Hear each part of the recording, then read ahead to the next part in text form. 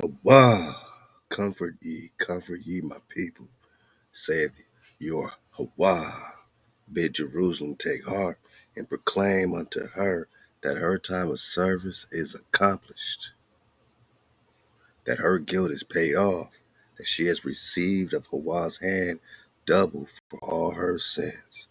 Hark, one calleth, clear ye in the wilderness the way of HaWah, make plain in the desert a highway for HaWah. Every valley shall be lifted up, and every mountain and hill shall be made low,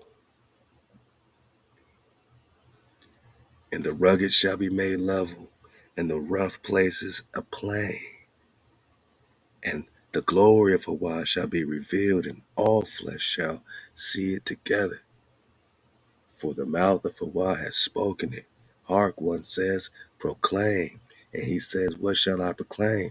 All flesh is grass, and all the goodliness thereof is as a flower of the field.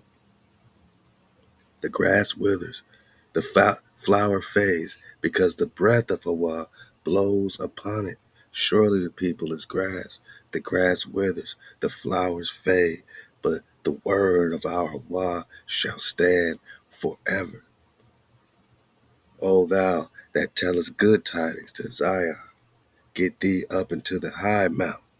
O thou that tellest good tidings to Jerusalem, lift up your voice with strength. Lift it up. Be not afraid. Say unto the cities of Judah, behold your power. HaWah, behold, HaWah will come as a mighty one, and his arm will rule for him. Behold, his reward is with him, and his recompense before him. Even as a shepherd that feeds his flock, that gathers the lambs in his arm, that carries them in his bosom, and gently leads those that give suck, who hath measured the waters in the hollow of his hand, and meted out heaven with the span, and comprehended the dust of the earth in a measure, and weighed the mountains in scale, and the hills in a balance. Who has meted out the spirit of HaWah, or who was his counselor that he might instruct him? With whom took he counsel, and who instructed him, and taught him in the path of right, and taught him knowledge, and made him know to know the way of discernment? Behold, all the nations are as a drop of a bucket, and are counted as the small dust of the balance. Behold, the isles are as a molding weight, and Lebanon is not sufficient fuel, nor the beast thereof sufficient for burnt offerings. All the nations are as nothing before him. They are accounted by him as things of nothing, as naught and vanity. To whom then will you liken to HaWah, or what likeness will you compare unto him? The image, perchance, which the craftsman has melted, the goldsmith spread over the globe, the silversmith casting silver chains. A home oak is set apart, he chosen a tree that will not rot. He seeks unto him a cunning craftsman to set up an image that shall not be moved. Know you not? Hear you not? Has it not been told you from the beginning? Have you not understood the foundations of the earth? Is it he that sits above the circle of the earth? And the inhabitants are as grasshoppers that stretch out the heavens as a curtain, spreads them out as a tent to dwell in, that brings princes to nothing. He makes the judges of the earth as a thing of naught. Scarce are they planted, scarce are they sown, scarce has their stock taken root in the earth. When he blows up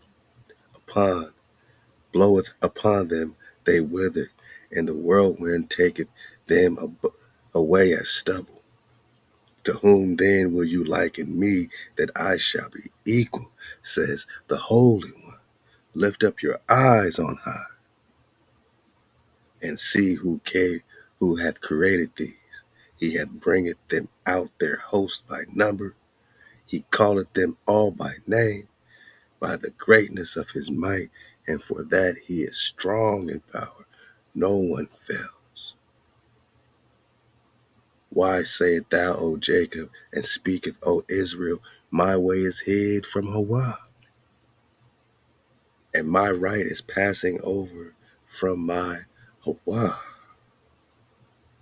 Hast thou not known, hast thou not heard that the everlasting HaWah, the power, the creator of the ends of the earth, fainteth not, neither is weary? His discernment is past searching out. He give power to the faint, and to him that have no might, he increases strength. Even the youth shall faint and be weary, and the young men shall utterly fall. But they that wait for HaWah shall renew their strength. They shall mount up with wings as eagles. They shall run and not grow weary. They shall walk and not faint. Just had to read that Isaiah 40 one more time, for the tribe that sometimes feels a little faint, a little weary. But remember, HaWah, man, gives that power, that might, and increases your strength. HaWah gives you power, even when you feel faint. I'm talking about the creator of the ends of the earth. Ain't no ends on a spinning ball. We see a lot of clarity, with a dragonfly perspective, mounting up with wings as dragons, my Naga. They meant dragons, man. Halal HaWah, beautiful, man. Let's get it. Of course, we know HaWah stretched the heavens out as a curtain and spreads them out as a tent to dwell in. You see the picture clearly, or you just, don't have eyes to see at this point. But we need foundations when it comes to the earth. And a spinning ball ain't got no foundations. God, let's go. I'm talking about Quivera, Anian.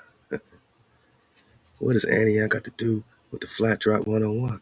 What's Quivera got to do with the flat drop 101? Especially knowing that Quivera is just Quivera. Quivera is a city of gold, my man. How many more cities of gold are there across the poles? How many more cities of gold? How many more Nagas? As early as 1530, the Spanish authorities in Mexico heard reports of the 7 cities of Cibola. Cibola is Shambhala, which were reputed to be exceedingly opulent. Still, it was not until 10 years later that any systematic attempt was made to find them and exploit their wealth. How many more Nagas are getting their wealth exploited to this day? The Coronado. See, this was the first Corona. You know what I'm saying? Do we see clearly? Yeah, man. This was the first Coronis. You did. Corona just means crown, right? Yeah. So the crown's behind this, right? Gotcha. The Coronado expedition was sent out from New Spain for that purpose in 1540. In winter quarters near the present-day Albuquerque, Mexico, Coronado learned from an Indian slave of a province teeming with wealth somewhere in the interior. exploiting their wealth. This province subsequently became known as Quivera or Hebera or Hebrew or Eber, because you can spell Quivera with a K or a Q. And sometimes they'll leave the K and the Q off, and you just got Hebera or Hebrew. This whole situation is the land of Hebrews, man. Cities of Gold is about the Hebrew gold, Hebrew inheritance. At least 7 of them. That's why on these old maps, America is known as Septimania. 7 cities, sept. 7 cities of gold. Coming in hot. There is some question about whether the name Quivera is of Indian origin.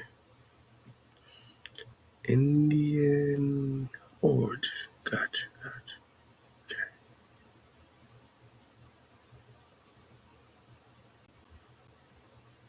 Oh yeah. We're just talking India Superior, boss. Where's my there we go.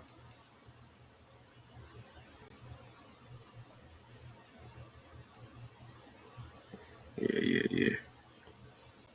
One historian suggests that the original name might have been Kibera. My bad. My computer running crazy right now. India Superior, boss. Okay. Just keeping all this in play because India Superior links very,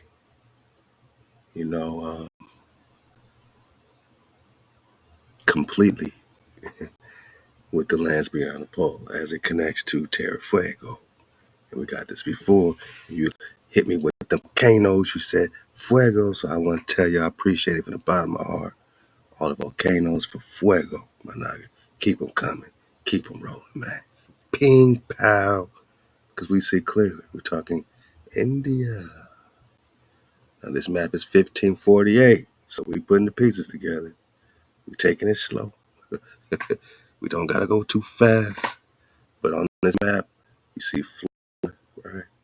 You also see China. You also see India. You see Cathay. You see India. You see Tangu. My Lord, we're going to get on this Baylor. But yeah, India Superior. All right, so they're linking Quivera with India Superior.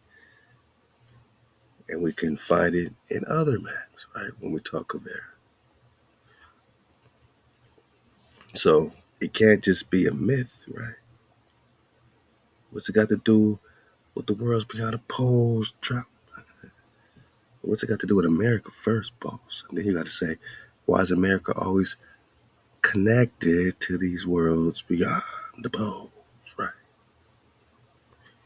And then you got to say, Fuego. Hey, go ahead and hit me with some more volcanoes, man, because we just getting too hot, man. I see Fuego here. I see Fuego there. I see Fuego everywhere. Fuego. We got a Fuego over here. I see Fuego over here. Okay. Terra Fuego. I see Fuego over here. Inside the palm, with the palm trees. It's just hot. Big old birds. Some type of pterodactyl situation, picking up elephants. So they drew the elephant in just so you know how big this bird was. They wanted you to know how big this damn bird was picking up this elephant, boss. That's cold work right there. Can I get a memorable shot of this, man? That's crazy talk. That's crazy talk. Kind of dragon is this, huh? A dinosaur. Yeah, they want you to know. So when you see birds this big, they're letting you know they're drawing them according to scale, man. Fuego.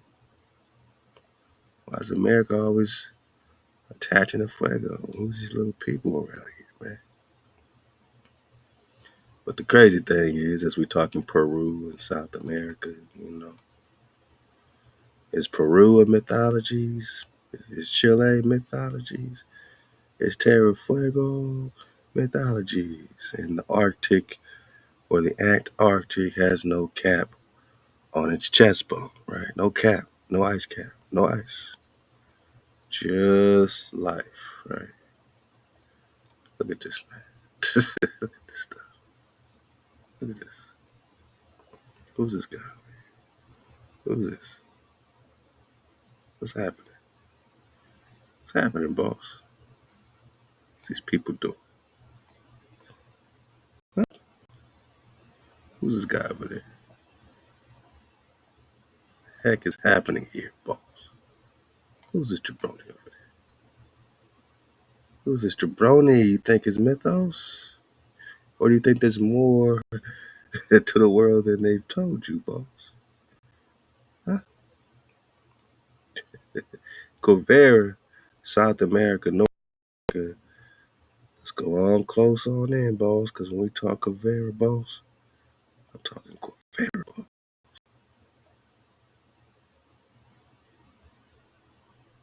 Right? I'm talking Covera. Cities of go. What's up with all these Coveras, right? 1, 2, 3. Coming with me. 1, 2, 3 Coveras.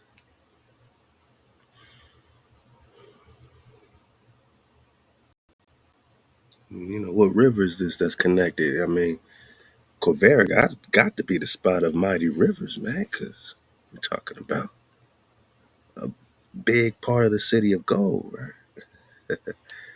We're just talking about America, boss. We're just talking America. Just talking America.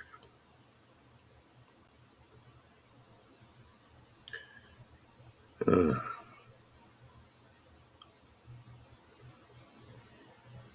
let's go in right here.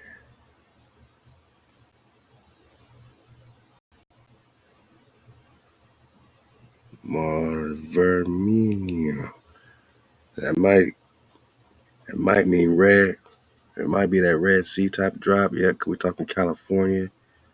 And see how it's painted on red? Like, this might be the Red Sea flow. Okay, now you got the factor in the Hebrews and Egypt and crossing the Red Seas. Perhaps, you know, I know UB has a great flow on it as well. But, I mean, what happened to all these lands? Like, if this is California, what's this over here, boss? What's this? Is this still around today? I don't hear much talk about it. And that just connects right to this Asia piece over here, right? You see how easy it is to get to Asia? Just crossing the, say it with me, boss, Ania, right?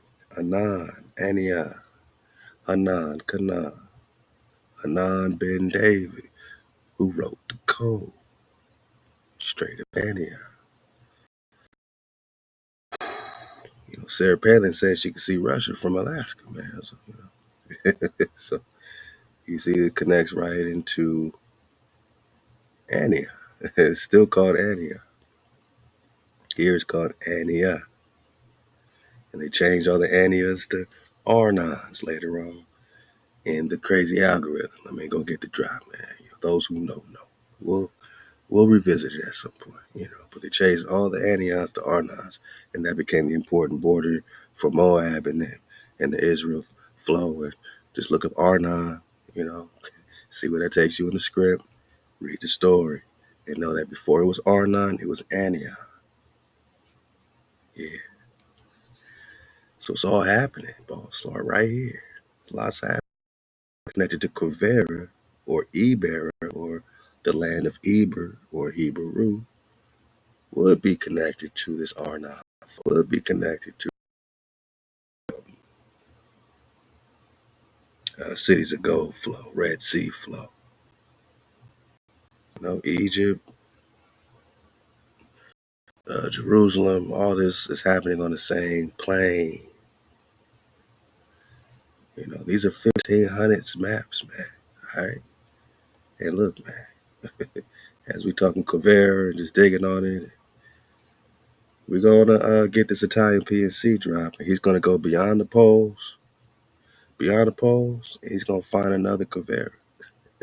So Quivera is here, but it's also there. I think in the second ice ring, or there's a Quivera outside the walls. What I'm saying.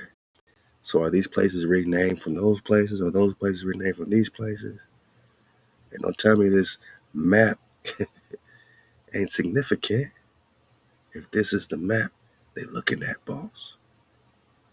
I said, don't tell me that this map don't hold no weight, man.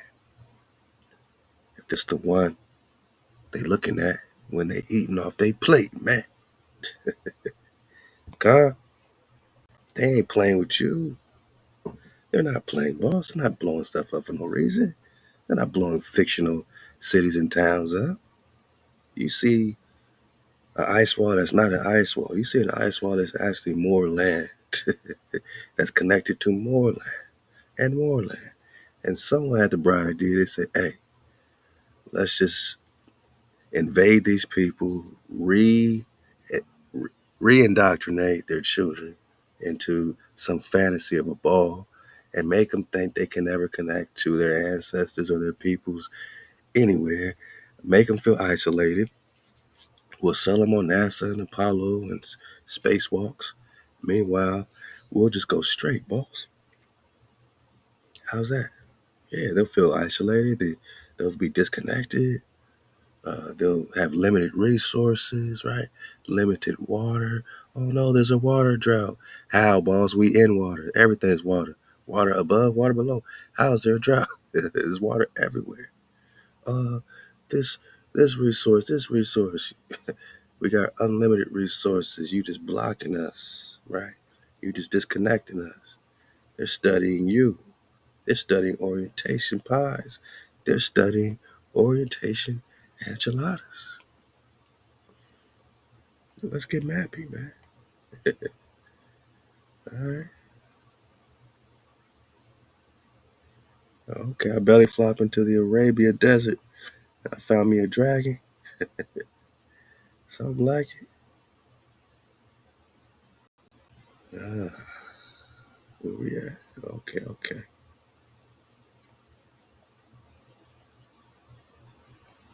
Marosa.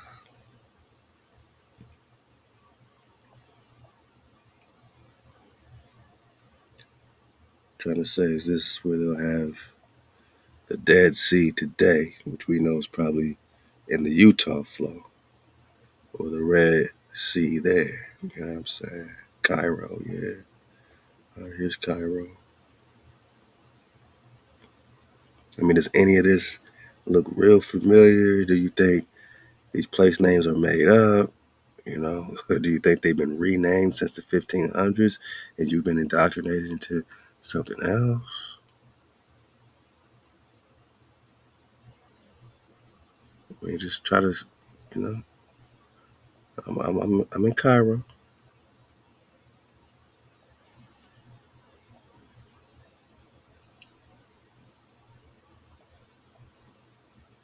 Okay. Now, this will be West Africa where they'll say let's see now. Yeah, right here. All right, let's check out West Africa. Now, where would Nigeria be? Okay, here we go. What's it say? Negri. Niger. All right. Negri. Mm-hmm.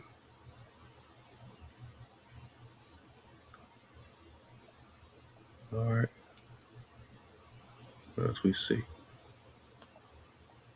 Libya. So they got Libya going almost like a straight line, boss. It's kind of weird. A straight line of Libya. So this would be the Mediterranean where they were trapped for a while. Go get the drop. I think we did it like 2017 called Insular World, just showing that before they got out, the Pillars of Hercules, Straits of Gibraltar, this is all they knew. was the Mediterranean Sea. They were surrounded, you know what I'm saying, by Nagas everywhere. These current hijacks, you know what I'm saying? So they were stuck. Going to America was like their big chance to get out. Like, oh, I can go out, and I can get some gold, I can win some gold. This is all they knew was this little area. This was their world. They couldn't get into the great ocean. They're writing about it, but they couldn't get out because, you know, they were being held in, especially during that whole Atlantis flow. And until Atlantis sunk, you know what I mean, that's when a lot of them were able to get out after the sinking of Atlantis. But before that, they were being held in like prisoners, you know what I'm saying? Interesting, huh? Okay. You recognize these names, man? I see Portugal, Lisbon, Granada, Aragon. That sound like one of those mythical places too. All right, so I'm just showing you this is rooted in some level of reality. So by the time I start, you know, digging on these other areas like the so-called North Pole. Remember, pole just means a field, right? It really means flat. Pole really means flat, did y'all know, man? Pole, etymology, third definition, in inhabitant or native of Poland. Then it says German Pole, literally field dwellers from pole field. So it's more than meets the eye when it comes to pole. We're talking flat to spread, man. So just keep that in mind when we look at these poles. You know, we're talking about energy fields. We're talking about a field like a baseball field or football field, like flat. And then it gets real interesting again. You go out to Antarctica, right?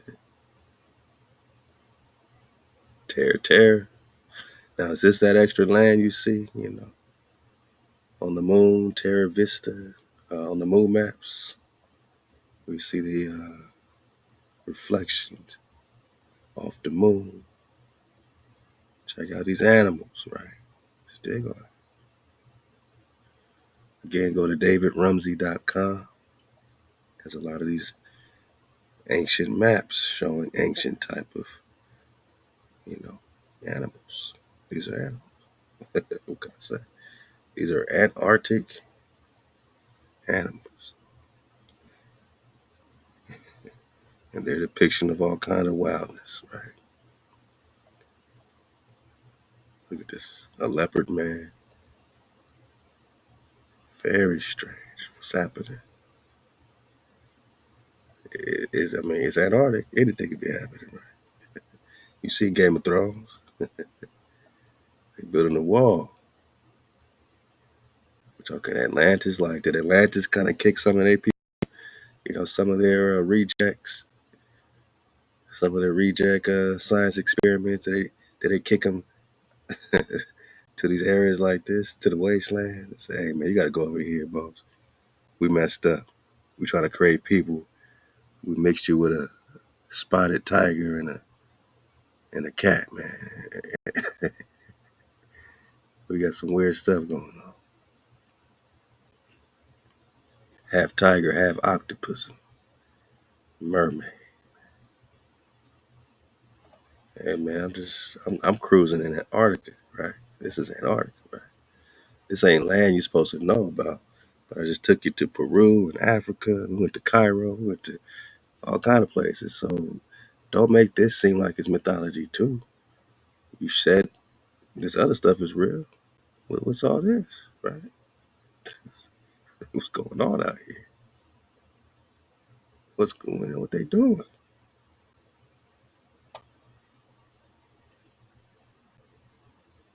What's the hijack up to, man? Oh my goodness. Oh my goodness. What? I can't even call it, man. These are like the reject experiments, man. And they just send them, say, "Hey, man, I don't want to kill you. Just go live on this outer land. No one's really tripping over there." Go ahead and do your thizzle. Yeah, man. This look like a dragon type of flow right here too. Man, lizard.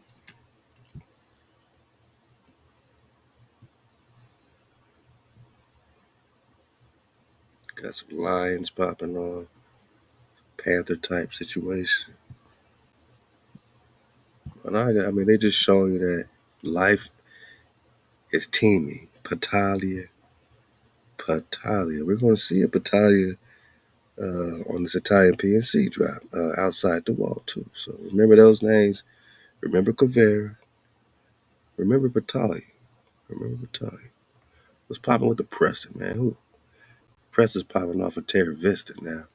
I do remember. I think it was Vibes of the Cosmos showing the moon map and that big piece of land that was unknown to us called Terra Vista. So, we just talking about more land, man. More land, right? Prester's kicking it, man. What's popping with your Prester? He's like, yeah, man, I see you starting to see. I see you starting to see. Yeah, we on their ass, Prester John. We on their ass. We starting to see what they doing over here. Wow. Okay. Okay, here we go. Here we go. You thought they was playing in them movies? Them centaurs and yada yada. They was splicing and dicing in Atlantis, man. Prester tried to keep them at bay with their high sciences, Egyptian this, Egyptian that, Atlantis this, Atlantis that. All right, man, we see what's happening. High strangeness, man. For real, for real. Really different type of animals, man. But fathomable, man. What's happening here, boss? I'm trying to read sideways, man. Been asking for some translators. Y'all think this is all play? Look, I've got some type of code over here, man.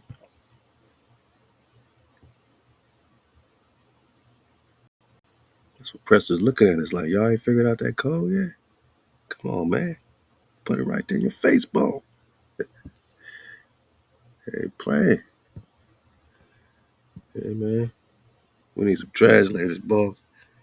They giving us some codes, man. Oh, man. Okay. Come on, bro.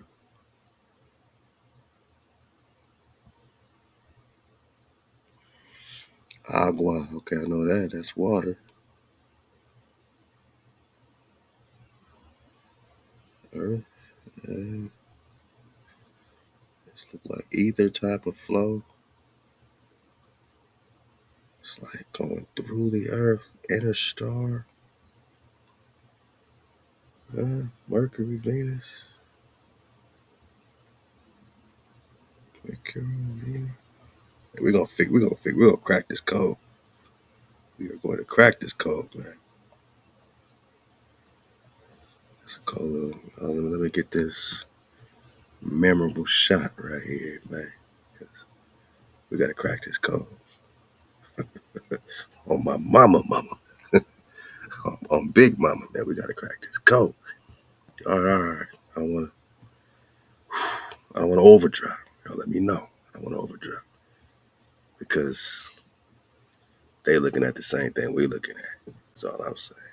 That's all we saying, boss. So when we talk of air, you see it on the map, and you're about to see it in these worlds beyond the poles. In winter quarters near the present-day Albuquerque, New Mexico, Coronado learned from an Indian slave of a province teeming with wealth somewhere in the interior. This province subsequently became known as Quivera. There is some question about whether the name Quivera is of Indian origin. One historian suggests that the original name might be Cabera. Cabera. Now you got the B, right? So when I said Kyber or Heber, They're not gonna give you the drop, man. Like, my Naga, for real, for real. This is why we've been doing this. You know what I'm saying? They ain't gonna give us the drop.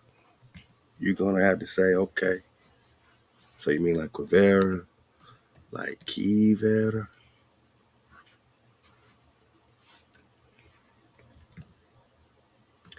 like Heber, like Heber, huh? Okay.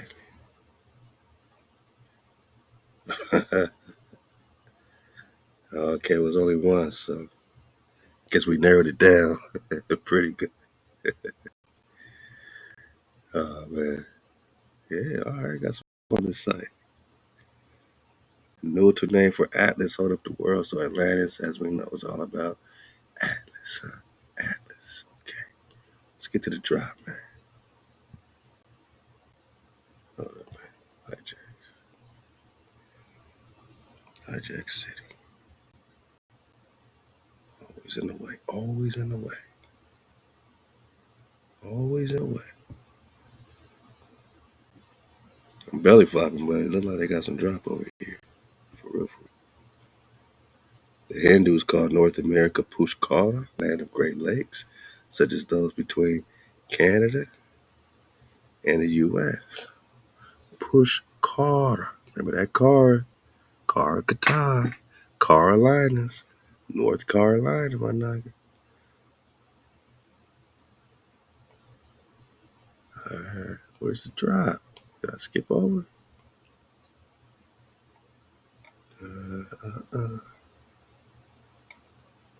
Where's the Kivera drop? That's what we came here for. Sometimes I go too fast, my bad.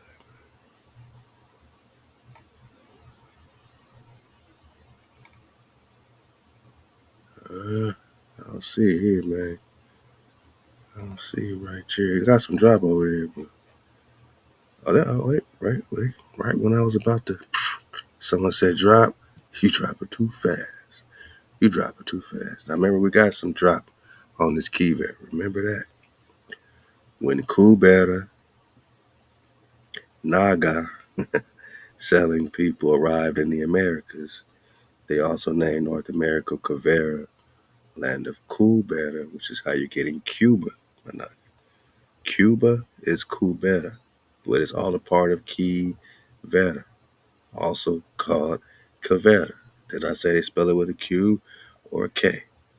Kiev, you just gotta sound it out. Kyvera, right? Or Heber, Managa. Because the V's also a B. You drop the K, and now you just got Heber or Heber. See, here's a source. El Origen de los Indios. Father Gregorio. Interesting. I wonder if they go on from there, or if that's it.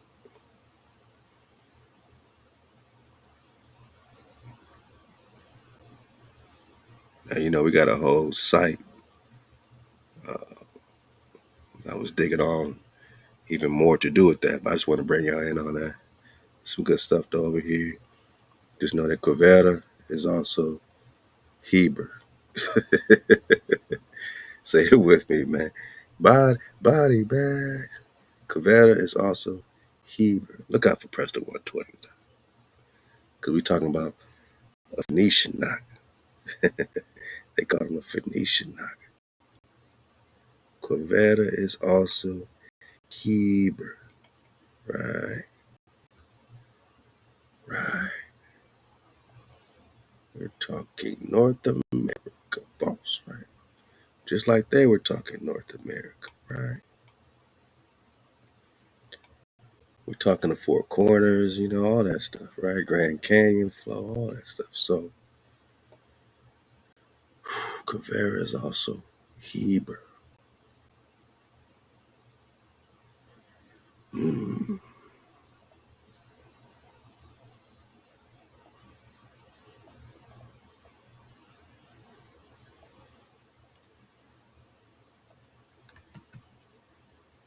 I'm just gonna see if I can cross-reference this. Y'all just digging on this drop in real time. Phoenician Naga.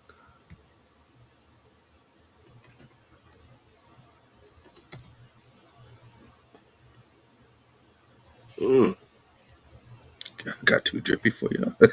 He said, dude, you're getting too drippy. Drop, you moving too fast. All right, all right. I'll take off the quotes. I'll take off the quotes. 'Cause that's all you really want. I'll take off the quotes. Cool bad. Come on. Come on, man. Google been. I don't know, man. Come on, Google. You better than this. Come on, man. Better than this. You ain't gotta hide nothing, Google. You gotta hide nothing, boss. There's not too many words for you, boss. We take off Phoenician. All right, boss. Dang. There can't be too many words for Google. It's Google. That's all you needed? That's all you needed for us to take off a couple words so we can get some drop about Kyber and Kyber. And when you say cyber, it's also Kyber because they interchange those K's and C's. So Kyber is also Kyber. It's also cyber. In Star Wars is also the Kyber crystal, something like that. The thing that they make the lightsaber with, the Kyber crystals. Now we're getting back into Infinity Stones, man. And you're talking India. And we said, boss, we know you're talking India. Because, boss, we are in India, boss. How does this relate to the flat plains? Just take the ride. I'm not trying to get you there faster than you need to arrive, man. We're getting the understanding of why we're important here. It's not just about searching outside the wall. It's about understanding why they keep coming here. You can't get flat drop 101 without understanding here. Because we're here. In India, Superior. So-called North America. Florida, South America, Brazil, Peru, India, boss. India, boss. India, boss. They flipped the Indias, right? So if there's an India superior, that means there must be an India inferior. No disrespect, but I'm just reading the maps. So the ancient India history, I guarantee you, boss, is coming right out of America. And they just flipped it, put it in their languages, and Sanskrit this, boom, boom, boom. But it's all rooted here. Queen Sheba, Khalifa flow, here, the real China, all the real history of these real dynasties here. They all just copied the style. A new China, a new Japan, a new Korea. But we're just talking Quivera. A new Korea. Like, come on, bro. Come on, bro. A new India, right? And this is a real dope drop. But, because we're on a flat drop, I'll just get you the Quivera connection, man, right? Now, this one talk about this Phoenician Naga, and that's going to connect kind of back to the Prester flow. But we'll just get it here, right? So,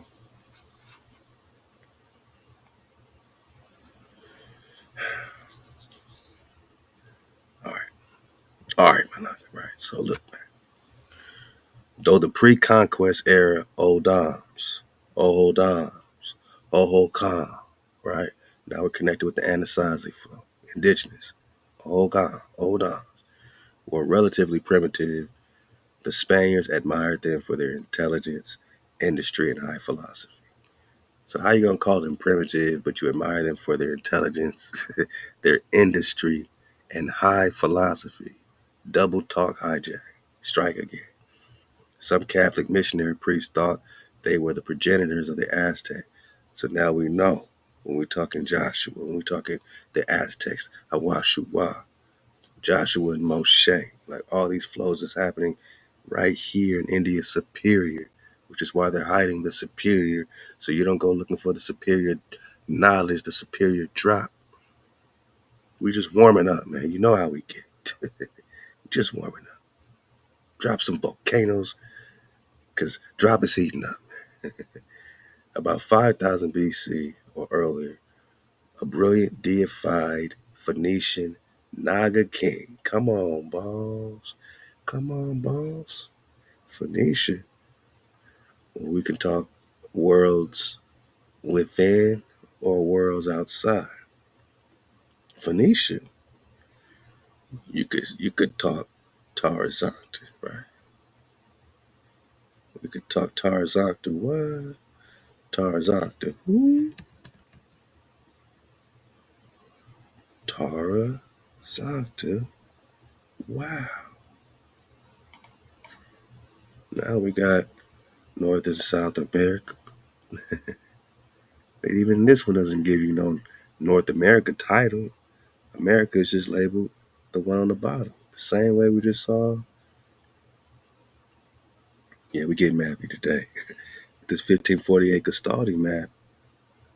Oh, this one doesn't even have America here at all. So which one has it with Prester? What's it called with the Prester John map? The British Museum John. Oh, we're getting mappy today. Because we already done the work, it's already here. But if we hadn't done the work for 7, 8, 9+ years, however long we've been rocking, if we ain't done the work, it wouldn't, you know what I mean? So because of the work we put in, Managi, together, we can have these references and mind blast, you know, anyone that, needs to be mind blasted. So just like this map here, America, again, this is the map in the British Museum circa 1530. So all our maps so far, the David Rumsey map, Gastaldi map, this map here in the British Museum, 1500s, man. We stayed right here in the 1500s. We're chilling in the 1500s. 1530, okay. Do you see North America? I would. Drink my coconut water. Drink some coconut water.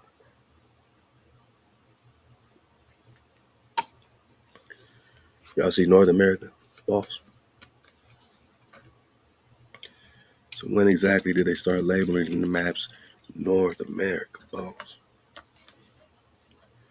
The British Museum knew damn well this wasn't on North America, boss. Now that they got India Superior, now that they got Prester John.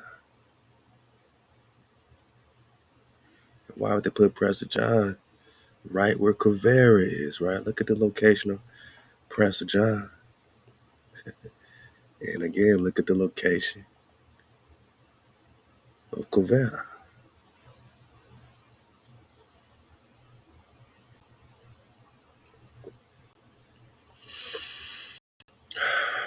Covera. North America. California.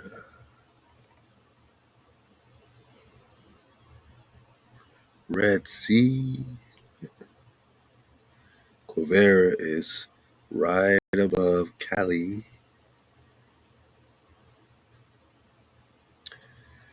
To the right, Nevada, Four Corners, right?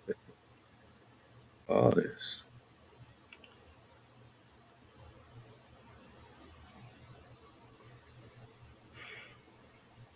Interesting, man. So if California is not mythological, neither is Covera, man. This is why they came here, trying to get the breakdown. Coronado in there. We got to do a whole drop again on that. Love to Chef Candy for reading an entire book in the ether live. So look out. I know my cons really miss us all the time on the radio, dropping books and reading, you know what I'm saying? And just know that we miss y'all. And this is what we just are re-navigating with our new site, man. So, we coming back. We will get that popping soon. And hey, out to the Ether Squad for keeping it going all these years. You know what I'm saying? Right now, we just got some water flowing. So just, surf the wave in the water and just know I'm right there in the water with you. Sometimes we got music flowing. Sometimes we got some drop flowing, man. So, you know, look out for the app. And we're getting everything reestablished behind the scenes. I got to get the app back up on the Apple Store. Like, they just keep trying to hijack us in multiple ways at once, keeping us busy, trying to distract us. This is why we're putting our team together, you know, stronger and stronger. So we got someone looking out for some area, of the flow at all times, because it's a lot, you know what I'm saying? On one Naga, it's a lot. On a couple of Nagas, it's a lot.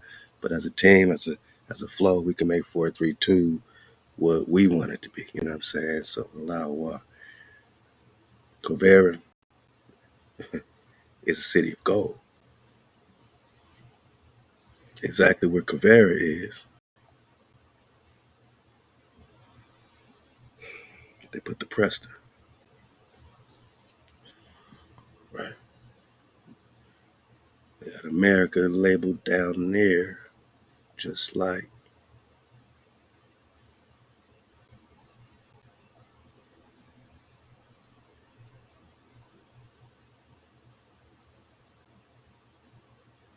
which map was it?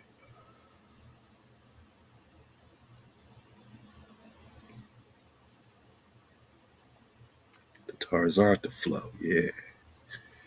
And they were talking about Phoenician Nagas. And of course, we got all this Phoenician flow happening. Phoenicia, Phoenicia, Phoenicia. You also got this Moroni flow, Virginia flow. So when they talk about a Phoenician Naga, and I see this America, right, connected with these gateways to go out the wall, and we're going to talk to land of Prester John again, beyond the second ice ring, love to Italian PNC. And we see Tarzanta, and we know Tarzanta means Holy Land.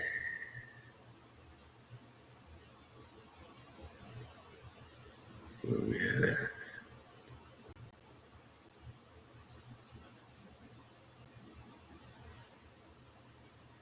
Oh, yeah, we're getting leaky, my bad.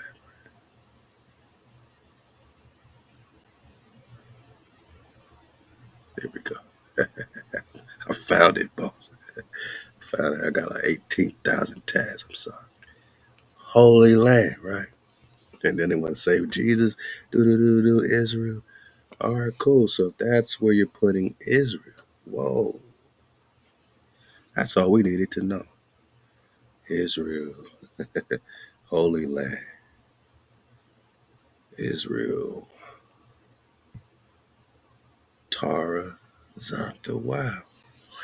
And that's, not too crazy because this is exactly still connected with the America flow. You see how they can dang near just, cross this ocean here, cross whatever land. They could take the land, they could take the water.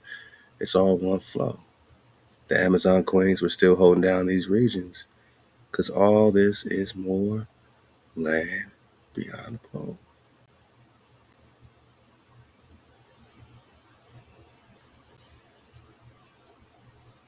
Quivera, Phoenician Naga, right? Right. So just like the Tarzanta flow, we have the Terra Fuego, right?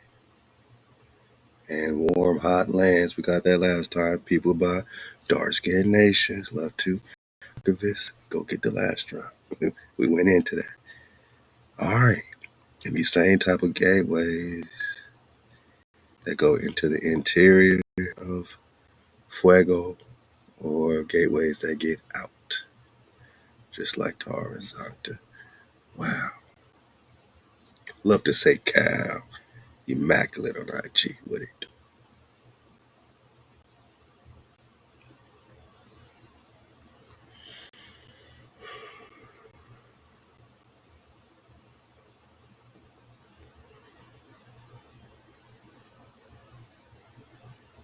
Gateways. Tarzanta. Now they said a Phoenician Naga, right? And we got a Phoenicia connected with Holy Land or Israel. Gateway is the same as we just saw, as well as gateways going all the way through to get to the other lands beyond the poles. Phoenicia. Okay. Then we dig on this Quivera, cities of gold, and we're talking about a Phoenician Naga king and philosopher named Kuvera or Cuba, right? Cuba. Do you know Cuba is Hebrew?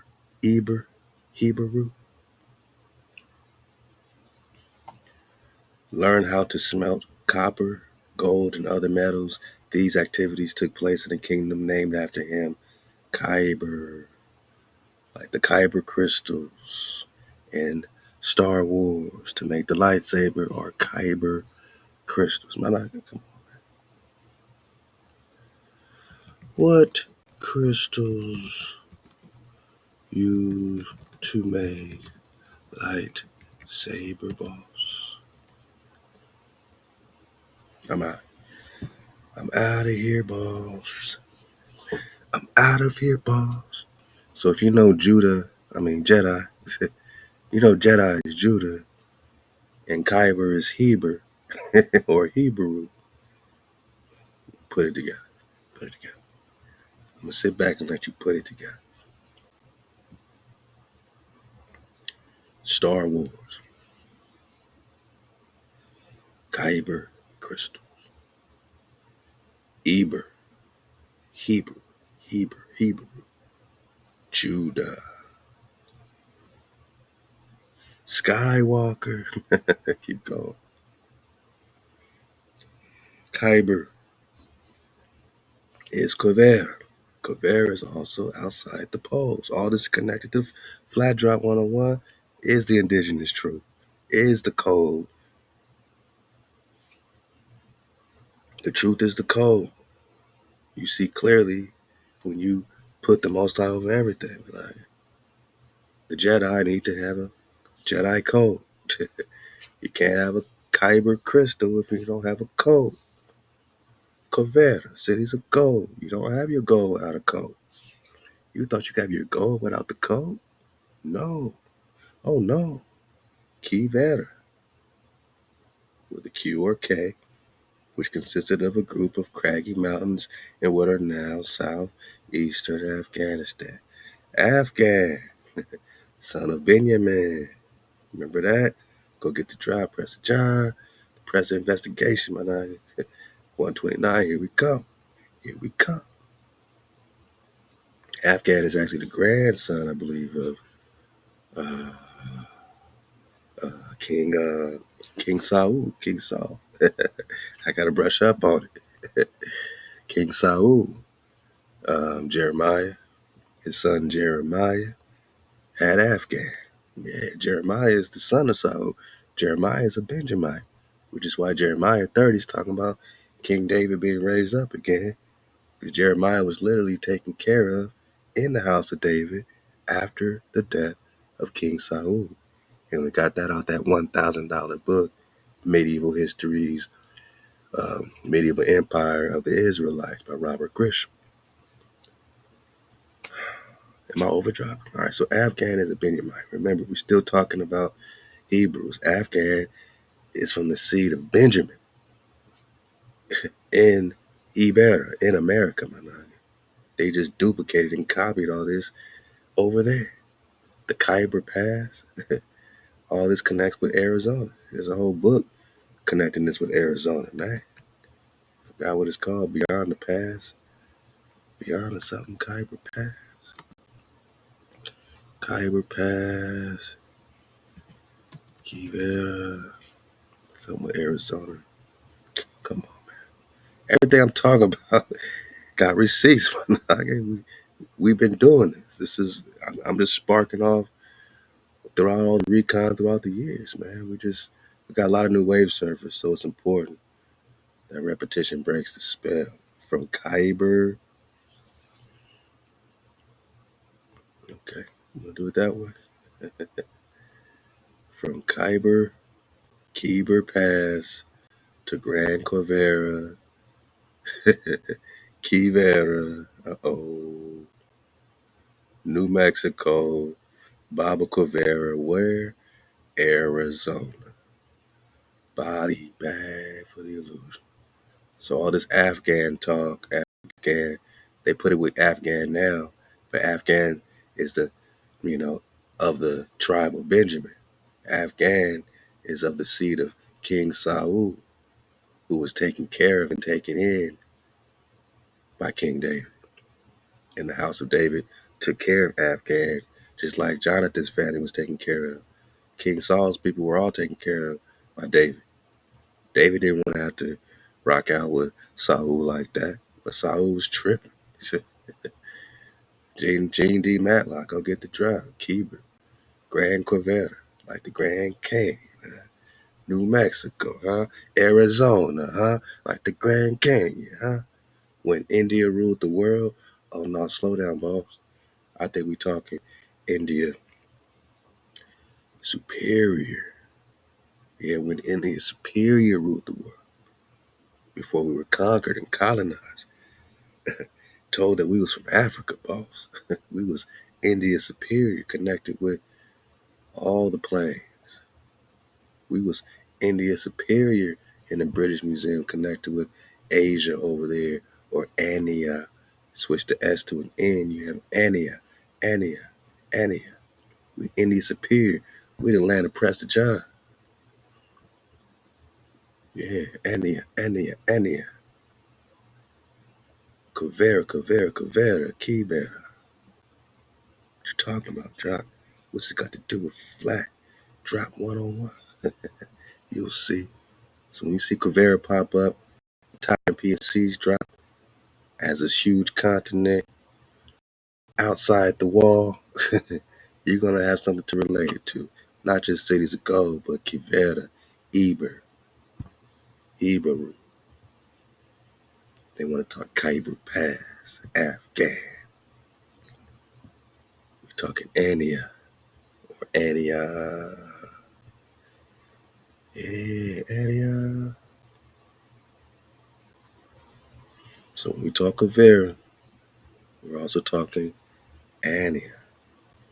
And it connects through this strait to Asia, but it was just called Ania, right? Ania, Ania, Ania. Then you get the weird stuff, right? You got Arsaret right there. How does that connect to the indigenous truth? How does Arsaret connect to the biblical flow? And crossing the Strait of Ania, the mythical Strait of Ania. But in the British Museum,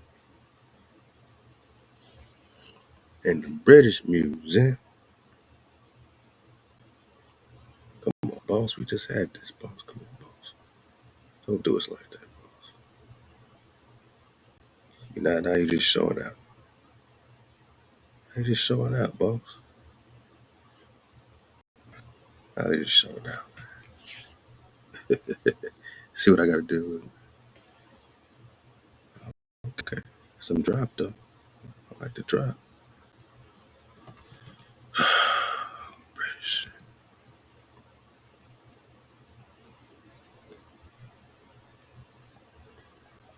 Like I was saying, can't stop the flow. And the British Museum, the Strait of Anian, connected with Prester John or Kavera or a Phoenician Naga. My point is that Kavera is Prester John, or Kuber is what they call it. Alright, it's just Kyber Eber flow. Alright, Eber. This little piece right here connected to Asia is also the same Ania that we're looking at. This piece connecting to Asia is the Strait of Anian. It's always saying. It's always saying. It is the Strait of Anian. Arsenal, Anian, Terra Incognito. They don't know. But we're talking about Kavera, a Phoenician Naga. You see how these gateways connect to the center point, which no one's really talking about what's really there. What's really there. See how close Greenland connects to the north? What's really there, right? Magnetic Mountain. What's really there, Danny? Kavera, Phoenician Naga, Kyber crystals. cyber. So cyber is Kyber, is Kyber or Heber. Ka, Ka, Kyber Pass, Kyber Pass.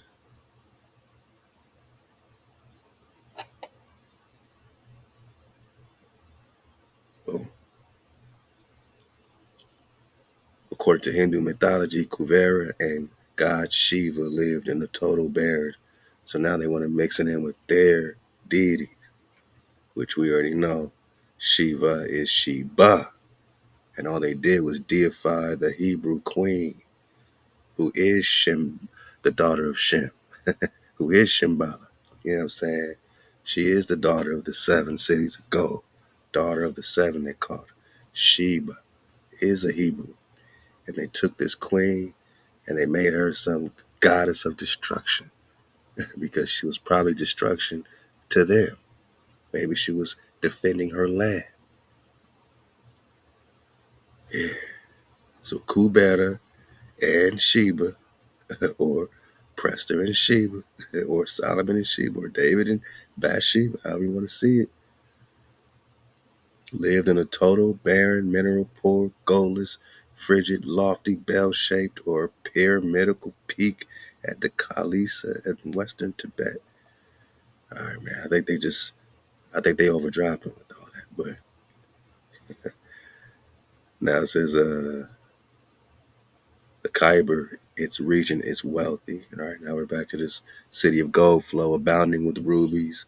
Gold is found in the mines in its vicinity, and the Kavera kingdom, was likewise the ruling power in those early days.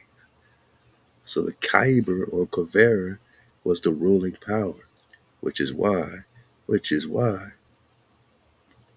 Kavera is situated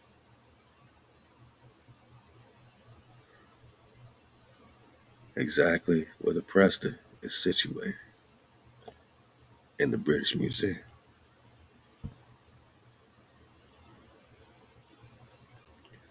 We're talking about the ruling power of India Superior, which is why they're calling it India Superior. The same area is Cathay, is India Superior for a reason. Look out for Prester 129. It's going to be so fun. Anian. My busy. Nah, I'm over dropping myself off, man. I love it, man. I just love talking Kavera. We're talking the ruling power. We derived our word copper from Kavera's name. So copper is Kavera, is Hebrew, the copper color Ka. Ka. Do I gotta look at the definition of Americana 1828? And this copper is more than just copper, the mineral. It's connecting you with Kyber or Kibera. So being a copper colored Naga or a copper Naga found here in 1828 is connecting you with being of the ruling power of the Kivera kingdom. Naga, flat drop 101.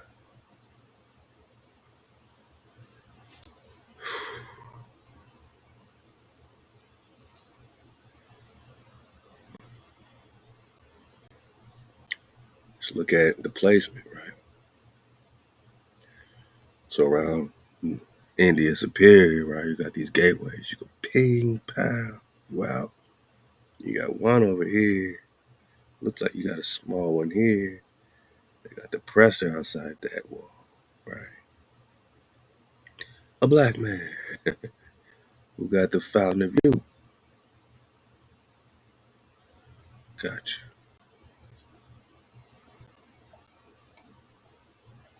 And on the British Museum, they got the Prester right here in Anian, Cairo.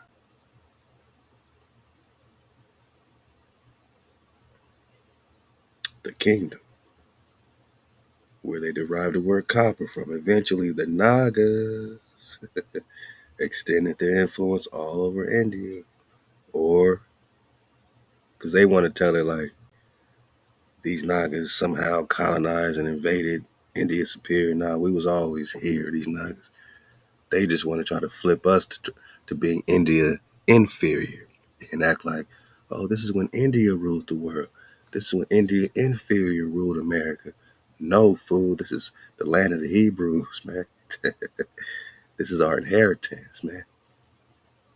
If you intuited that Afghan Kyber, Hebrew,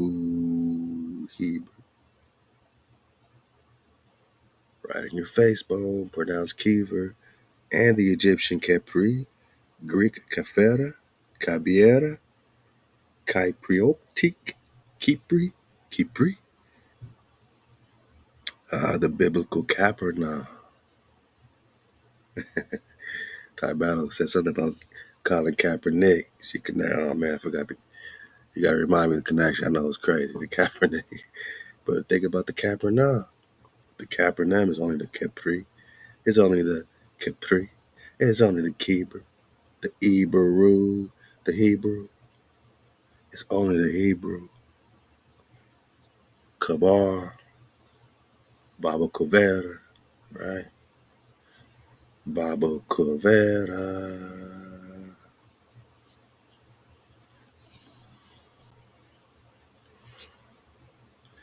Baba Kaveri. Arizona.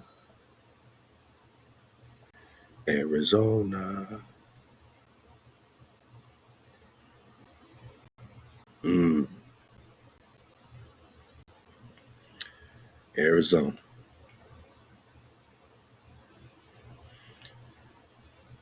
California. Arizona. Yeah. Appalachia. Well, okay, we got some Appalachia drop natural. Take the wheel. The Appalachians got to do with the Prester. Prester John of Appalachia came to baptize you and me. The city at the fountain of youth. Make you turn back to 32. Covera, Arizona. Baba Covera, Arizona. Baba Covera. Then it goes back to the Coronado flow. Francisco de Coronado searched for the fabled Covera, or somehow linked. You've intuited correctly. And then it goes in. The Naga is also the Nagas or Nahuas, like the Nahuatu or the HaWah. HUA is HaWah. These are the HaWah Nagas. Remember, Negus means king, right? Yeah. Ruling class, right? Kavera Kingdom, ruling power. These Nagas are the Hebrew. They're telling you the Nagas are the Hebrew. Naga. The Na is the noon in Hebrew, the seed, my Naga. Ka. Na Ka. Na Hoa. Or a highly civilized, ruling, maritime, mercantile class who once inhabited what is now Afghan. Stop it. I know he was everywhere, but stop it. Especially when we know Afghan is in the family of Benjamin, who is a Hebrew. Yeah, the Nog, the self-consuming serpent. Now, we're talking dragons because dragons aren't serpents. We know all this, right? But you see clearly when we talk copper, we're talking Kavera, we're talking Kyber, we're talking Kyber crystals. Crystals, yeah. Frequency, weaponry, high-tech weaponry, right? Lightsabers, Kybers. Kavera. All right, man. All right. All right, let's go. I'm just looking at Quivera on the same map that they looking at Quivera on. Because they looking, and we see clearly, boss. We see clearly.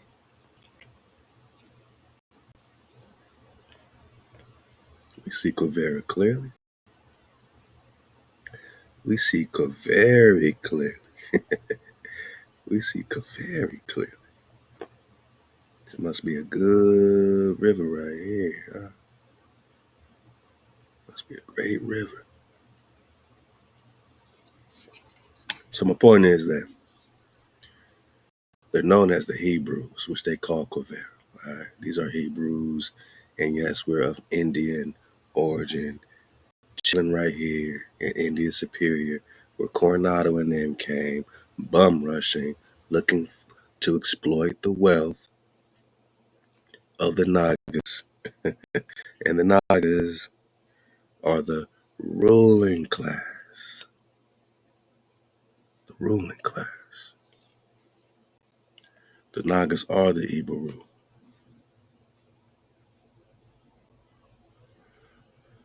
A highly civilized ruling maritime mercantile class, right? So they're marring, right? They're Mars, the rivers, the oceans. They're marring it up. Mar means great, great river, great water. Mercantile, they're, you know what I mean? The weaponized Nagas, man. The Nagas are the Hebrew, are the ruling power. Highly civilized ruler. Okay. Okay. I mean, this is what we on right now. This is what we on. Yeah. A home oak is set apart. He chooses a tree that will not rot. He seeks unto him a cunning craftsman to set up an image that shall not be moved. Know you not, hear you not, hath it not been told you from the beginning? Have you not understood the foundations of the earth? It is he that sits above the circle of the earth, and the inhabitants thereof are as grasshoppers that stretch out the heavens as a curtain and spreads them out as a tent to dwell in. Fair use in they caboose ball. We're going to do some criticism, comments, news reporting, teaching, scholarship, education, and some recon. AHOB to Italian PNC. We've been here on occasion before. We're going to pick up really from the top. So maybe somebody missed it. And we're going to see what we got with these great maps here. Love to Nas Confunda, man. All the great work on these maps as well. Vibes of the Cosmos, man. Anybody, man, dropping that drop, man. 2018 Flat Earth on IG. There's a lot of this drop as well. Everybody, man. We don't do it for the notoriety, man. We do it for the truth, man. The truth, man. We're part of the Truth Earth community, not Flat Earth community. The Truth Earth community. Italian PNC. And welcome to a new Italian PNC video, and once again we go back to the map of the second ring.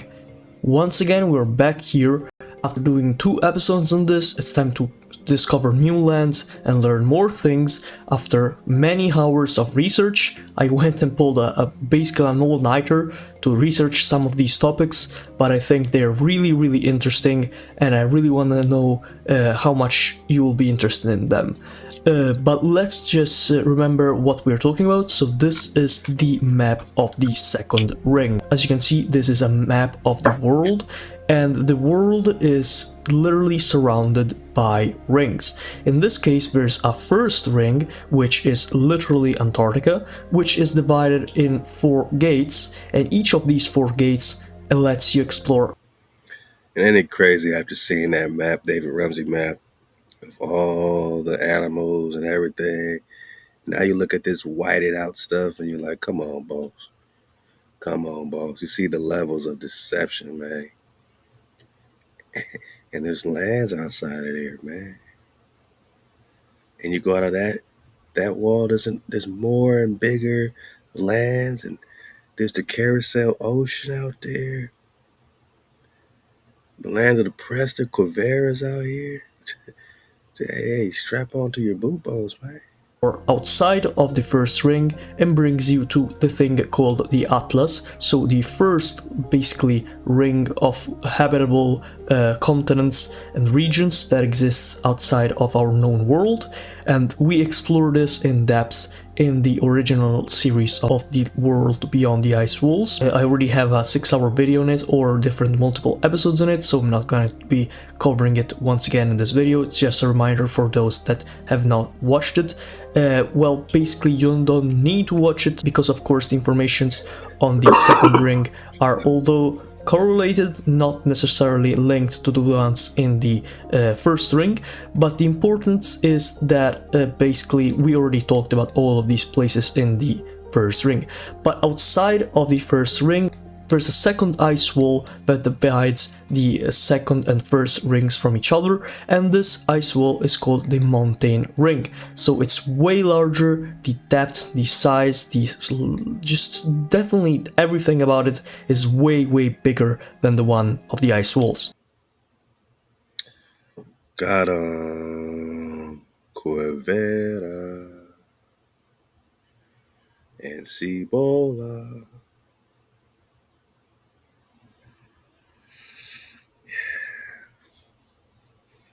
Cibola, Cibola, Cibola. Cities of gold.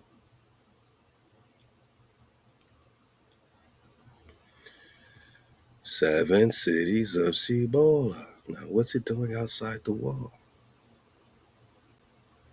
Anything to do with vortexes, portals, Corvera? They got a little different spelling, I think. It's a little fuzzy. I'm trying to let it kind of play out. Maybe I'll reload it. Let's try to do a quick reload on this. What is Cibola and Corvera doing outside the wall? Hey, man, who you pulling up on?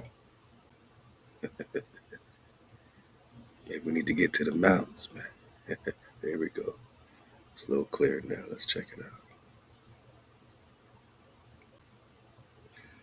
A little clearer. Thank you, man. All right. So here it's called Queriva. Then flip the V here and the R here. Querira. They call it Queriva. Trying to be slick. Yeah, with Cibola. Cities of gold. Right outside that South America gate, you got the land of Thoth, man. Thoth been hijacking for a minute. It's also called the Monitoring Island or something like that on one of the maps, called the Monitoring Island. The moving island. So what's it monitoring? Huh? Making sure your ass stay in the gates, not get to all this drop. Hey, could be something, could be nothing, but I'm gonna believe this before I believe some spinning ball at 1,000 miles per hour balls. Let's get some more. If you look over here, you see New Cahokia, you see Azania. The kingdom of Prester John. That's over here. The Carousel Ocean just must go round and round, you know what I'm saying? So to get to the land of Prester out the wall, you need to go through 2 walls, right? 2 ice rings. Or just 2 rings of land. Ting Tao. Now can you go through the vortexes like Godzilla, Went to Antarctica, slipped through the vortex, boom, bang. What's really popping? The islands of the Blessed, Elysium, all these are outside the wall. Let's get some more. I got y'all. The size, just definitely everything about it is way bigger than the one of the ice wall. Let's get it back. But the importance is that basically we already talked about all of these places in the first ring. But outside of the first ring, there's a second ice wall that divides the second and first rings from each other, and this ice wall is called the mountain ring. So it's way larger, the depth, the size, just definitely everything about it is way bigger than the one of the ice walls. So as you can see, we already talked about all of these things in previous episodes of this Lucrative lands, right? We're talking about cities of gold. Lavish lizards, and we're talking dragons, man. Elysium, heaven bound to earth. Remember, Anatoly Giannini said, to get to the heavens, you go straight. I think a lot of these so-called gods, like you see Horus out here, Amun-Ra, all this, all these guys, JC, all these guys have their own lands, right? So when they're promising you a heaven, they're literally just promising you, hey, come with me to this other land. But that land might be next to the Nephilim, man. You may not want to be right there. They're not talking about some creator heaven. They're talking about just another land that they got held. They're holding down some area. When we talk about HaWah's throne, we're talking about above the barrier, above the firmament. But you see why HaWah needed to make a firmament, because these hijacks is popping off all over the place. You can't let them reach the throne. You can't let them reach the throne. But one day, I believe all these lands might come back together, man, and become that one inheritance for the kingdom of Israel, man. And everybody rocking with us, man. So, you know what I mean? Like, there's a lot of land.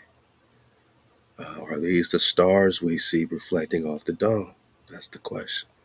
series, but I think it's finally time to explore more about this world. And in this case, last time we explored 4 places. It was Weldrum, the place you could get to more easily by exiting the first ring and going into the second ring. We talked about Weldrum, which was the land of the giant Duendes, basically a land of giants and mostly troll-like people. Then we explored Polybius, the Psychonauts oasis, and talked about how it basically correlated both ancient travels of the ancient Greeks and ancient Romans, and also the ability to explore things inside one's mind. And then we discovered the Scorched Wastes and the Iram city of 1,000 pillars, which was present in Islamic theology, and also all these basically factors. And finally we explored the continent of New Cahokia, Kingdom of the Mounds, and explored their origins according to the North American native. Bang! It connects with the North American indigenous. What I just tell you, the indigenous truth is Flat Drop 101. So that's what we did last time, and today we will be exploring 4 more lands. The first one I want to look at is Abyssinia, the kingdom of Prester John. This is a very interesting topic because both the name Abyssinia and both the kingdom of Prester John have very deep lore. You can just check online if you want, but of course I'm going to tell you because that's what we do here. But first when we do that, let's just localize these places. So Abyssinia is in the second ring. It's on basically the equator, this red line of the second ring, and Naga, these are real spots. You know what I mean? You even have up there it had the land of Shia, and Shia connects with them Western Shias, or the Olmecs, or also called the Shia, right? And you got the Maos, Colchian Mao. and in this case you can see that the irradiated wastes are next to it, so their part of the land is probably not the best to live in. Yet we can see that it is better in the case of vegetation than the ones next to the scorched wastes. Of course, Iram is almost unlivable, it's a living hell, and then even the Polybius, the Psychonauts oasis, and Weldrum have many deserts present which are not present in Abyssinia, which is of course something to be noted. for the matter of arriving to Abyssinia, the kingdom of Prester John, you should take the same route we talked about with Weldon. So exiting this little narrow strait from the first and the second ring, then basically making a pit stop into Weldrum, and then finally navigating through the coastline here all the way up to Abyssinia. So that is basically where you gotta go. The Abyssinian continent is actually surrounded by the Mazuic Ocean in the north and the Carousel Ocean in the south, which is the same one of New Cahokia, which we already talked about. So let's actually get... Hold up, man, I need to get this memorable shot here, man, of the kingdom of Prester and the Carousel Ocean, man. It's just crazy talk. It's crazy talk, right? We can't have no theories. We can't have no investigation. We got to believe NASA. I'm a rock with a completely new flow. I'm a rock with the wave, man. Get into Abyssinia and the kingdom of Prester John. So this place is very interesting. We actually have to analyze what we are talking about when we talk about Abyssinia. So first of all, let's see what Abyssinia is. Abyssinia as a name comes from Greek, ancient Greek, and it was actually a name given to a wide region of Africa, specifically the coast of southeastern Africa, roughly from Kenya to northern Mozambique. So of course, Abyssinia is not a name that only relies on this area. It's a name that is still used in the modern day. In fact, South Sudan, after its independence, could have adopted this name. It was proposed, and the region of Abyssinia was basically the region we can see here in green. It's a coincidence that this is actually made in green. It's just the climate, but you can kind of see what the region of Abyssinia was.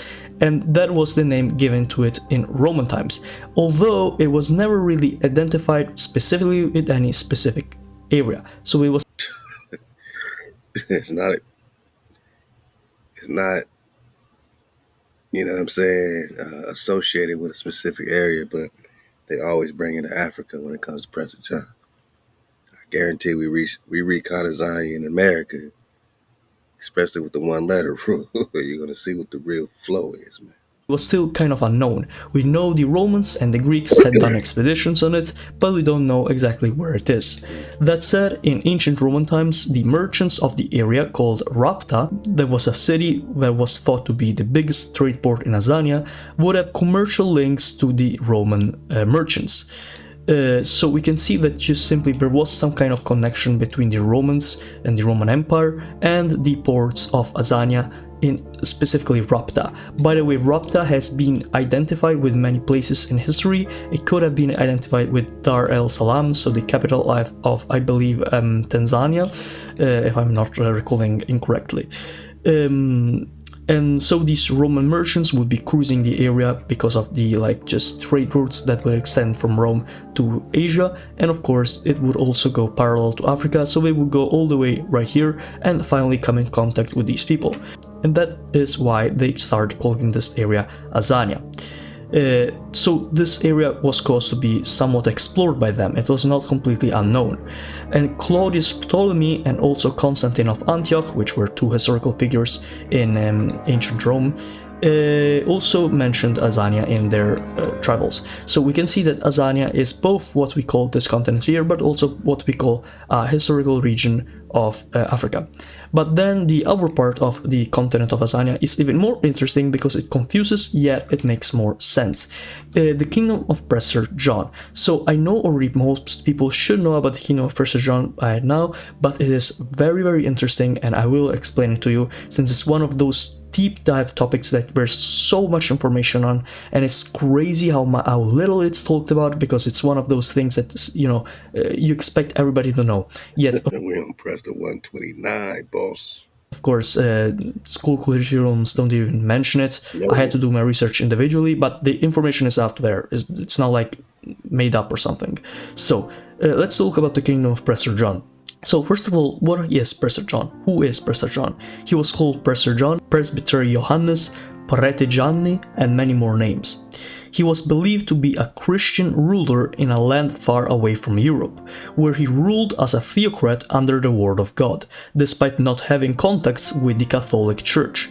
Of course, this is in the setting of medieval times, so if you were a Christian, you kind of had to have contacts with the Catholic Church. Even the Orthodox Christians, which were the Christians that developed after 1054, so in the Eastern Roman Empire and the Slavic populations up here, still had contacts with the Catholic Church, even if they were not really good contacts. But to have a Christian realm, a big empire that was Christian, and not be anywhere near Europe, and that means they had nothing to do with you, boss. That means that you're calling them something they're not.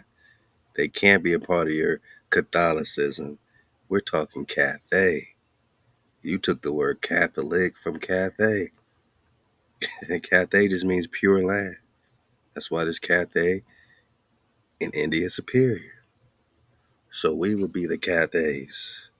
You're calling it Catholic, and you're calling him a Christian, and he ain't pushing that your savior. We're talking King David. King David ain't no Christian, boss. So y'all got your facts all wrong. Hijack City is scrambled. That's why we on Prester 129 to unscramble this flow. But little did you know, Prester 1, Prester drop is flat drop, man. Prester 129 is all about flat drop, man. 101. Look out for it.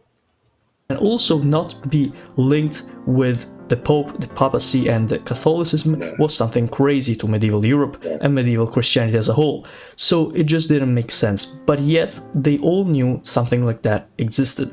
So it was crazy, but they did not know where it was. And this is where basically this whole thing comes to mind when it comes to this kingdom of Prester John. So is it possible that Azania was not here, but was actually outside of the second ring? And is it possible that the kingdom of Prester John was not where we are going to see that it was proposed it was, but it was actually right here? So first of all, let's So he'll rather go way out here. They connect to the kingdom of Prester John in America, where the British Museum has Prester John, where Kyber is, right? Anian. And doesn't this look like Ania, right? We just said Ania, Asia, Ania. They have an AZ like Arizona, right? We decoding their ass, man. Arizona Anian. Is that what you saying, man? Kingdom of the Prester. see basically something about this Prester John. His wealth and power were unmatched in legend, and the only thing about him more famous than them were his animosity towards the Mohammedans, the Muslims, since he was said to be Because he was not messing with no Christian hijacks or Muslim Islam hijacks. This is a Hebrew priest king. A Hebrew priest king like King David ain't rocking, you know what I'm saying, with that Mohammedan flow, because they're pushing, you know what I mean, their powers. They're not pushing the creator, my Naga. He ain't rocking with the Christianity flow because they're pushing Zeus. They're pushing JC. Yahweh shot, right? Hijack, right? This is not a Christian cross, Malaga. This is the Hebrew Tau. Tau. We're talking knights. Templar. Templar up. Prete red. Prete, prete. And in French, they say prete also means black or copper color, melanated. Prete, prete red. surrounded by them, and his country's existence at stake. So what does that mean? Basically, it means that Prester John was not only a single figure, but it was also some kind of dynastic role, like a leadership role, like you would call a king or an emperor or something like that. So it was not a single person in a single time period, but something that existed for centuries. And it was also something that was at odds with the Muslim powers of the area. The question is, what if the Muslim powers were able to just defeat him and he was forced to flee?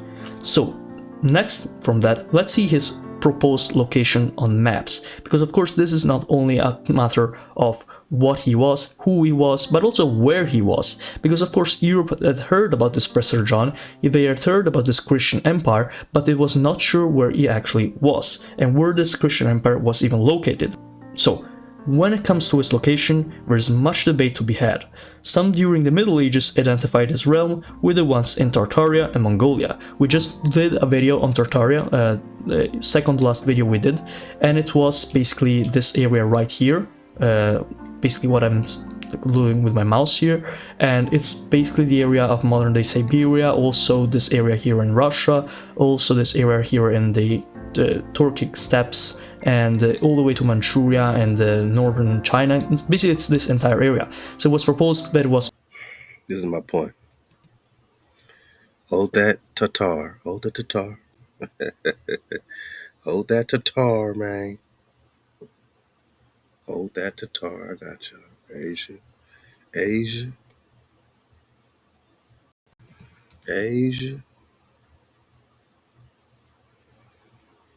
Hold your tartar sauce, man.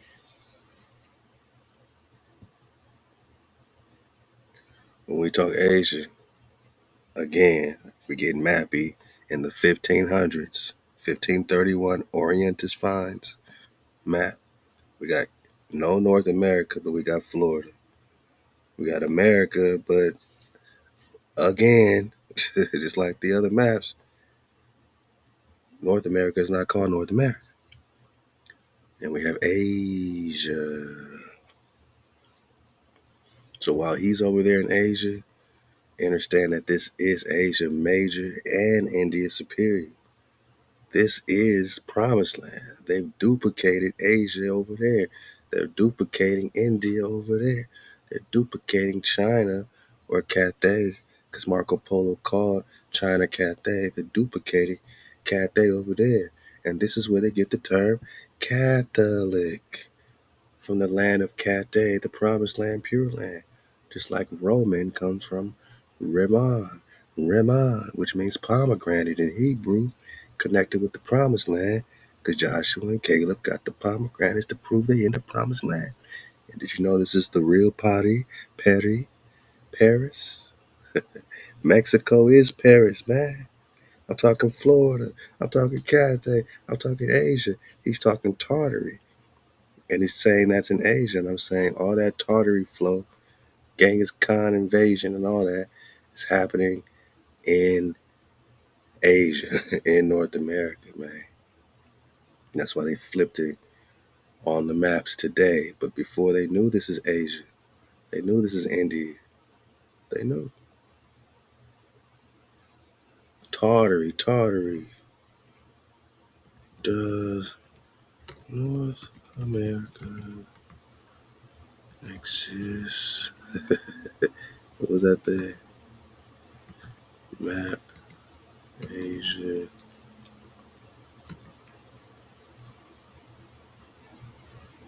Does North America even exist? You know that link, man. I'm just pulling it up, seeing if it's still out there.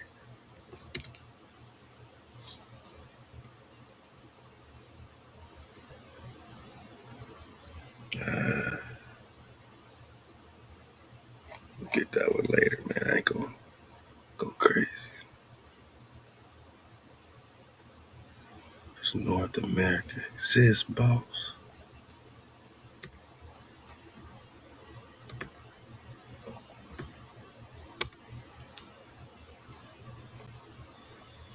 Ah, yeah, we'll get it.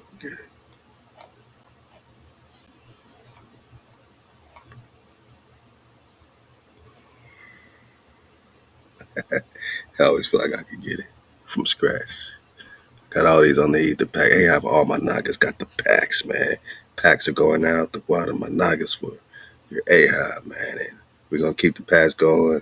Get some new ether 3s and flat pack 2s. You know, Prester, what we all Prester 3s, yeah. My Nagas pre-ordered the Prester 3s, so making those. And then Prester 4 is going to follow that.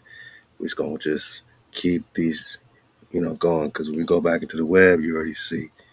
It's hard to come up with these things again. They take these links down, ping pal, they're gone. And they gone. Does North America even exist?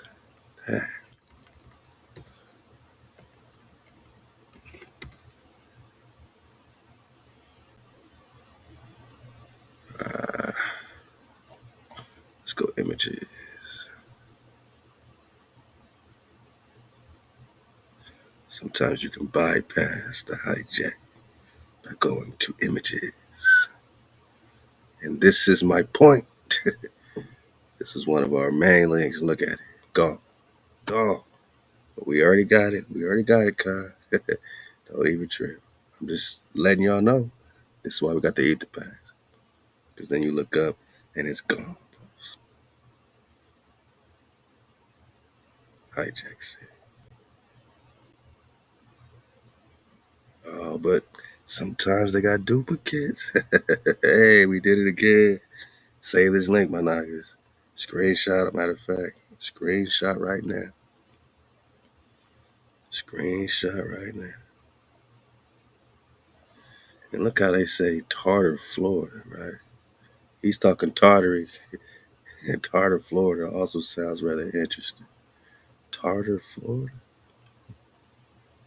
But why would they say Tartar, Florida? Because in the, what's this, the Carta Marina, Navola Tavola, again, 1500s. You got America. But look, it's not connected to North America. I see Louisiana, America over there. But there it says Tatar in Asia. And China, right? So again, we see China and Tartary connected to what? Louisiana and Florida and Mexico. It's like, come on. You're seeing the same thing all over again. This would just be Tartaria, the Tatars.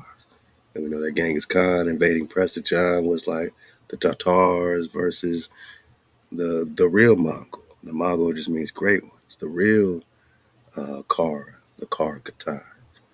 These are the ancient wars that happened right here, man. Before any of this world war situation, it was already a melanated more and more war from biblical times happening right here on this land. And all the hijack did was get in where they fit in, make these Moorish treaties, steal the land. Tecumseh was your last stand, my Naga.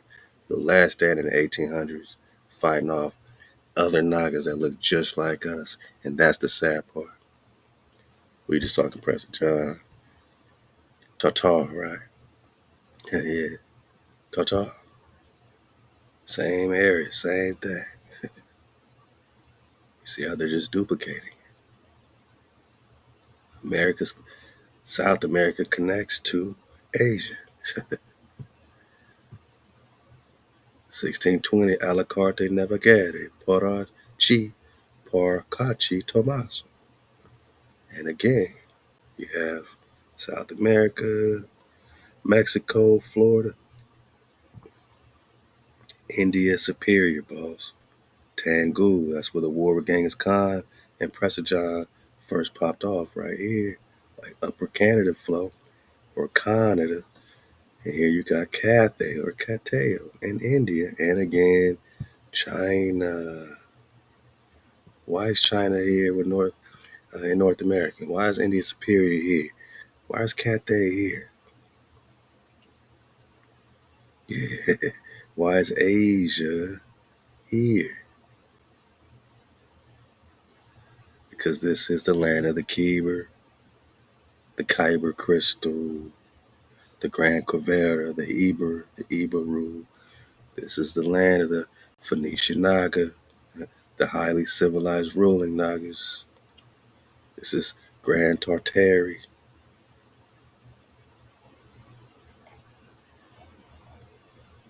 Grand Tartaria. So before he's taking you somewhere else, this is why you need to get your own drop, your own orientation pies, your own orientation enchiladas. This is Asia, boss. This is Asia. Let's go. Let's get a little more. Was there or in Mongolia, because they did have some Khans, so some rulers of these areas which were Christians. And Khans, right? And yeah, Genghis Khan's people, some of them converted, but many didn't. They just labeled people Christians because they felt they had a Hebrew tie, a Hebrew origin. Anything connected with the Hebrews, they just started labeling these people Christians. But then later they said we couldn't convert these people. We were trying to convert the Mongols. They tried to convert the Hebrews in America. This was their greatest quandary when they came to America was, how do we convert Hebrews to Christianity? Now we got churches on every corner. and which is documented on, so we know this was something real. But then there's also the other proposals, which are even in India and China. And according to John of Pian del Carpine, it was a Chinese prince which controlled the entire area of China, included the area of the I think it was the Azure River, something like that. And this whole thing was kind of weird and probably improbable because we don't really know about any Christian ruler of China. There are no. His facts is all scrambled. Ahab to you, man. But Christian ruler of China, you're not thinking about where China is. They're not thinking about Kapangu. Kapangu. Kapangu. Say it with me. Kapangu. Kapangu. They're not thinking about Kapangu. That's why we got to think about Kapangu. Because the great Isle of Kapangu is Japan. Where? Right by Florida. Yeah. Is Antarctica South America, boss? I guess that'd be under. It just keeps getting warmer and warmer. Fuego. And Cathay, Cathay. This is the great Khan. So he keeps saying these Khans of China, Christian, yada yada. It's the same place. It's the same Hebrew prince. It's the same Hebrew king, Khan, King Khan. Minding his own business, gets jammed up just like King Khan. It's the same King Khan. Khan means priest in Hebrew. So this prince of China is a Khan. They just switched the A to an I. Now they got Ken. And then they say the CH is ch. But ain't no CH's ch in ancient linguistics, man. That CH is a hard K. Kenna, Kana, Khan. The land of the Khan. The Khan of the land of the Khan. Which we got is the Prester John. So whether we're looking in the British Museum, 1530 in the same place and see India Superior, Cathay, Prester John, Mexico, or we're looking on this map of America and the way shown to King Henry, again, 1500. So that's about 6-7 maps in the 1500s saying the same damn thing. That this the land of Ka, China, India Superior, Cathay, land unknown, incognito, right? But this is a fire dragon, and this is much gold. Florida. If Florida is not mythological, neither is this fire-breathing dragon, my nigga. Neither is this tiger. This dragon exists, right? We exist. The Nagas exist. So this Christian of China he's talking about is the Hebrew priest king in Quivera or Kyber, Eber. Same thing. Cathay, pure land. They took Cathay, turned it into Catholic. They took Kana, turned it into China, and they put it over there and put their images on it, right? Switched the images, but you still got the dragons. Wasn't no Chinese looking people like this here in America back then, so you know dang well they're just switching images. So you get some truth, and they give you some of that wingware. But you see a lot of that same strangeness you saw on the David Ramsey map. Mermaids and stuff, full of spices. So Queen Sheba, this is Ptolemy's India. All this is America. India. Cathay, China. Let's go. accounts in Chinese history about anything like that, so it doesn't make that much sense. Finally, the third account is actually the most believable. The most famous and widely accepted proposal location was Ethiopia, and he was seen by many as the emperor of Ethiopia, or of the Christian African realms north of it, like Makuria and Alodia. So we're talking about the realms in Ethiopia right here, or the realms right above it, so in the region that was once called Nubia. So now we're going into African history, of course. I don't want to dwell too much on this because, of course, we have to focus on the map.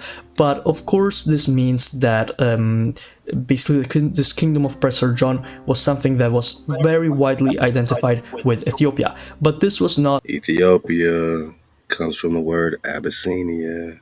I'll be seeing you, which means a mixed, mixed, like a mixed multitude. Talking about a mixture of tribes. It doesn't have to be Africa. Ethiopia is a generic term like India. It's Ethiopia. East is Ethiopia. Wherever dark skinned, copper colored people are is in Ethiopia. Just like the India title. There's Indies over here, Indies over there. So every time they hear Ethiopia, they keep going to Africa. They hear China, or they hear what's the other one they just heard? Asia, whatever. They go to Asia. They hear in Tartaria, they're going to Asia. They keep going everywhere but the promised land, right? And this is how deep the brainwash goes, even in the researchers that are researching. But if they're not, you know what I'm saying? They got pieces and we got pieces, and this is how we've been putting it together, almost a decade, man. So Ethiopia does not mean anything to do with Africa.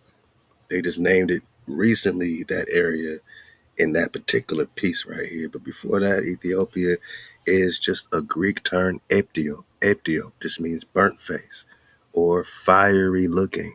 Now you're back to the fiery people and the fire breathing dragons and the Amaru Khans. This China kind of flow, America. India flow, America. Asia major flow is right here in Asia. Major, major Asia. Major, major Asia. We're talking major Asia. Ethiopia, Abyssinia, you got Ethiopian, Abyssinians, mixed multitude of fire looking people here. Before you have to bring it to no Africa. You got India Superior here, China, Cathay, and Tartari connected to South America. Here, China, here. So you're going to have to focus on the history right here. Because this is the predecessor for a lot of their ancient flows, man. A lot of their ancient history, from the India flow to the Ethiopia flow. The King David flow, Solomon flow, here in India, Sapir, right here. This is where those David, Solomon, you know what I'm saying, Sheba, Khalifa flows is happening, man. Right here. not a direct identification because it was mostly made after Europeans had actually started to get contacts with Ethiopia. Because, of course, there was a whole part of history where Ethiopia, the Christian empire of Ethiopia, and Europe were divided by the entirety of the Muslim states of the area. So they just kind of identified these theories with the facts that were at hand, and of course, identified Ethiopia with the kingdom of Prester John, although there is no proof about this. And therefore, this map comes to mind. So the theory the map is trying to propose is that Azania, or the kingdom of Prester John, was not only in this area, it probably was somewhere outside of Europe, but the Muslims won. So the Islamic empires won in their fight against the Christian powers of the area, and the Christians had to flee. So where to flee when everywhere else is surrounded by Muslim? You had to go at sea. And somehow, in some way or matter, they managed to traverse the Sentinel's Gate, go all the way out of the first ring, and finally escape into the second ring, and finally settle in Azania, the kingdom of Prester John. Damn, that's a complicated story. Or the Khan already rules, you know what I'm saying, these vortexes, man. This is what we protected. He didn't have to flee here and flee there. We know the Genghis Khan situation where they say that either David or the son of David was slain in the war. And, all this stuff happened, man. And the real invasion happened right at the Genghis flow, who could have been from the tribe of Moab right there. It could have been an early Confederacy, Psalms 83 on us right there. So all these lands could have been popping off. These could have been way older. This could be in a whole nother time, obviously time zone, but a whole nother dimension, whole nother, spinning animation. This could be Marvel, high tech. It's impossible to put it together perfectly. We just got to see clearly at this point that we're not spinning on no damn ball, and all these worlds are created. Even the mythos come back into play in the understanding of the worlds beyond the poles. Let's get a little more for the dismount. So they rebuilt the kingdom of Prester John into a realm in the second ring. So that is the hypothesis that is being proposed in this map, Okay. and I kind of love it because it would mean that somewhere, the kingdom of Prester John is still able to exist, and there's a Christian power outside of the second ring. So That's not what this map is theorizing or hypothesizing. That's Italian PNC's hypothesis. Christian kingdom outside the ring. It's a Hebrew kingdom. Why can't it be Hebrews, man? Ain't they supposed to be sons of David, and ain't they connecting with the Hebrews? Ain't Revelation 144,000 in Revelations 12 tribes, 12 gates for the 12 tribes? 12 tribes of what? Hebrews, right? These are Hebrews, not Christians. Hebrews that are these ruling families, you know what I'm saying? Maritime ruling, yada yada. This is a Hebrew kingdom. We've been put to sleep, but as we wake back up, we realize we got more connection. So when we hear about dark-skinned people across Antarctica and other tropical areas, we're like, damn, it's all this dark-skinned people? Of course. You got Atan, Amun Ra, you got Lands of Horus, Lands of the Prester, the Olmecs or the Shishia. There's a lot of copper colored cons across the across the ice, right? Across the barriers, right? So this is why they spin us on a ball, so we lose connection with them all. Factoids, man. So now that we talked about Azania, let's just consider this as its possibilities. Is it possible? Kind of, I guess. Is it possible that the kingdom of Prester John survived? Definitely. I mean, Ethiopia survived for so long and it was a Christian empire in a sea of Muslim states, so it's possible that Azania as well survived. But is it possible that they reached all this far away? It was also the possibility that it could be something else. We saw in the map of Terra Infinita of Nos Confunden the possibility of wormholes just opening up and people being transported. So shout out to Nas Confunding talking about the wormholes. Now we on the Godzilla flow. From one way, from one place to another immediately and without any stopping. So there is the possibility of just that happening and then just going from the old kingdom of Prester John to the new kingdom of Prester John and without any way to just do anything about it. So there's almost many hypotheses we can talk about here, but we Excuse me. Shalak. Yeah, man. It's a mythical kingdom. I mean, you got a whole levitating continent, boss, right next to Prester John, the Iwa, Awa. Sounds like the Avatar where they were calling on the creator Awa. Awa, Awa. That Wa is the connection. Levitating. New Colchis. And you got the Heaven Gate. You got a Heaven's Gate. Alright. in the triangle shape. And you don't want to talk about portals and wormholes? How you know you can't go through this Heaven's Gate? Ping, pow. It's a lot that we don't know, a lot that we're uncovering. And the Shia is this palace of the Jade Dragon. And the Olmecs are called the Shia. Then you got the Western Shia from the Mongol flow, which they were also under attack by Genghis Khan. So all these are the same. rocking in the same tribe. You got glowing islands, man. The land of the monopods. It's all happening. I think we developed upon the most important ones, and I don't want to waste too much time on them. So I hope you guys agree with me on the Azania topic, and if you don't, you're free to leave the comments and explain whatever things you know about the Kingdom of Prester John, about Azania, and about this map, about the continent we are looking at. Next, it's time to go into another continent. So they're gonna go to Minerva. We covered that before. Go get the, previous drops, man. We let it rock. Now, I kind of want to belly flop, because I have another link from the same reconner coming up hot. Being around water and lived almost only on coasts and were used to go into the sea often. This cannot be proved substantially because it's still a very unknown theory, but if this was true, then Pewidwal would have the opposite effect on it. It would mean that the humans, which developed around water, would just be completely land-based, which means that they would just exist in the mountains. But that is even if there are any humans on Pewidwal.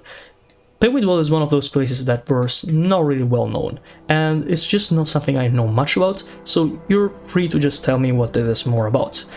And I don't really know how someone could reach Pewidwal. The only way I could finally explain something like that was to take the route we saw to Azania, but even go north and stop about the Abraxas glowing islands, and then go to Pewidwal. Listen, if you want to become wealthy, Hey, man, they took our wealth, bro. Why do we need to become wealthy all over again? We need to get our shit back, man. What are you talking about? Let's go, man.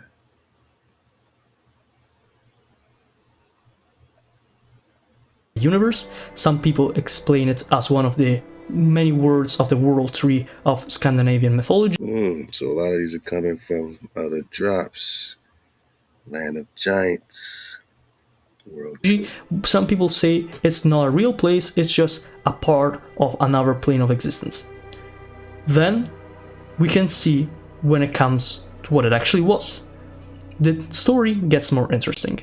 First of all, it was said to be barred from the rest of existence by ice barriers that could not be traversed by any human means, which once again corroborates with what we are seeing on the map, because of course Jotunheimer is here very clearly divided from the rest of humanity by the giant mountain ring. Even for something coming from like Asgard, it would be kind of difficult because of the Bifrost Ocean. Of course, Bifrost is the historically in the mythology, it is the connection bridge between Asgard and basically the rest of existence, including Midgard, so Earth. And as we can see in the original Walls of Asgard, Hyperborea, Asgard the First Empire, Valhalla kind of thing, which we talked about in the first episode, this connects perfectly with Jotunheimer. So this seems to be the part of the second ring which has all the Nordic stuff developed upon, which is something similar to the Era Infinita map by Nos Confundum, something like that. We did see it in his map as well. And the reason why this place is so divided from the rest of the world is because of the inhabitants of Jotunheimer, which are the Jotnar, which were relatives of the gods, of the ancient Nordic gods, but whose appearances resemble the ones of giants. Hence why for a long time the word Jotnar was synonymous not with God, not with any other kind of being, but literally with giants. We got a picture of Chewie up here, man. Chewbacca, man. Like I said, a lot of their so-called guys got their own little lands, man, that they would call heavens to their followers, right? Hijack City. During the creation myth, in the 3 poems of the Poetic Edda, which is part of the sagas of Norse mythology, Jotunheimer of Norse religion, Jotunheimer is mentioned as the homeland of the first 3 women, whose birth and arrival to Jotunheimer announced the end of the golden era of the Norse gods. So as we can see, Jotunheimer is not a place that is well wished by the gods. It is actually one kind of opposite to the the gods themselves. It makes sense since Asgard is literally here and Jotunheimr is literally here. I could see these two places creating wars within each other and creating a constant conflict between the two places. If the Jotunheimr is the land of the Jotnar, Asgard is the land of the Norse gods. It would just make sense that these would be literally just in constant conflict. Then we can see that the Jotnars, which are the giants of Jotunheimr, are actually divided into two groups, which are the giants of ice and the giant of stone. Remember before when I said that basically I thought that these were the major dividers? This is because I believe here in this entire part right here live the giants of ice, and right here live the giants of stone. As we can see by the map and the coloration used to it, the parts where there is more gray and like this kind of brownish matter is probably the one where the temperatures are a bit more sustainable, since there is the equator near it, and therefore the giants of stone live here, while the ones more closer to the mountain ring is where the giants of ice live in. And of course, these were historically considered one living respectively in the north and the south of Jotunheimr, but despite them living so divided one from the other, these two groups of giants, they all take part in the Grand Council of the continent held in Utgard, the capital of Jotunheimr in the Norse sagas. Utgard is actually also called Utgard-Loki, which is the name of the giant itself. That's a whole other deal with Norse mythology. It has a lot of characters that you should have to go into to explain all of places, but we're not interested specifically in the characters right now. We're interested more in the places, and that is why Jotunheimr is important to be mentioned, that it has a major city, which is probably right there, which is basically the interpolation between these two rivers, which kind of divide perfectly in half this area right here and this area right here. So where the northern giants go and the southern giants go. Of course, meaning the ice giants and the stone giants. According to ancient Norse legends, the giants of Jotunheimr also hate the Aesir and the Vanir, aka the Norse gods, and also they have tried to instigate conflict with humanity as well. So they are not beloved even by their own relatives, the gods, the Aesir and the Vanir of Norse religion. So how many of these giants went there, in the days of Noah or the floods? And, you know what I'm saying? Like, if the waters just rose, did some get out the gates and keep popping off, HaWah just wanted to wash them out of that area, perhaps, but not necessarily destroy everyone. You know what I'm saying? Interesting play here, man. Let's keep it going. As we make our dismount, we're also going to get 100 proofs. 100 proofs the Earth is not a globe by William Carpenter, 1885. First, we're going to do one more quick belly flop. This is another Italian P and C masterpiece. And I dropped a link and, support the bro. We're all just investigating and, we all got pieces, man. That's all. We're all just bringing our pieces, to the game, man, and put the puzzle together, man. And let's keep it going. Let's keep talking about this shit. And when they say shit, a couple things about the shit, right? We know that you can go Shia, Olmec, right? Okay. The Olmec people call themselves the She, right? And that she's also with that Tau, which they turned later into the Christian cross, but it's just the last letter of the Hebrew. So we know the Olmec calls himself the She, right? We already know these are Negroes.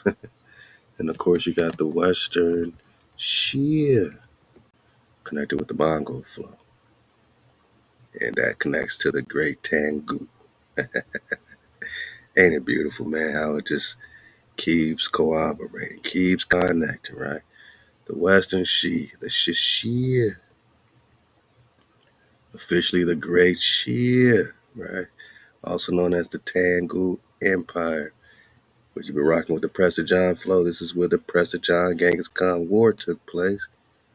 And that's why it's on your map here, Tangu, near you in India, Superior, North America, Florida, Cathay, India, Mexico.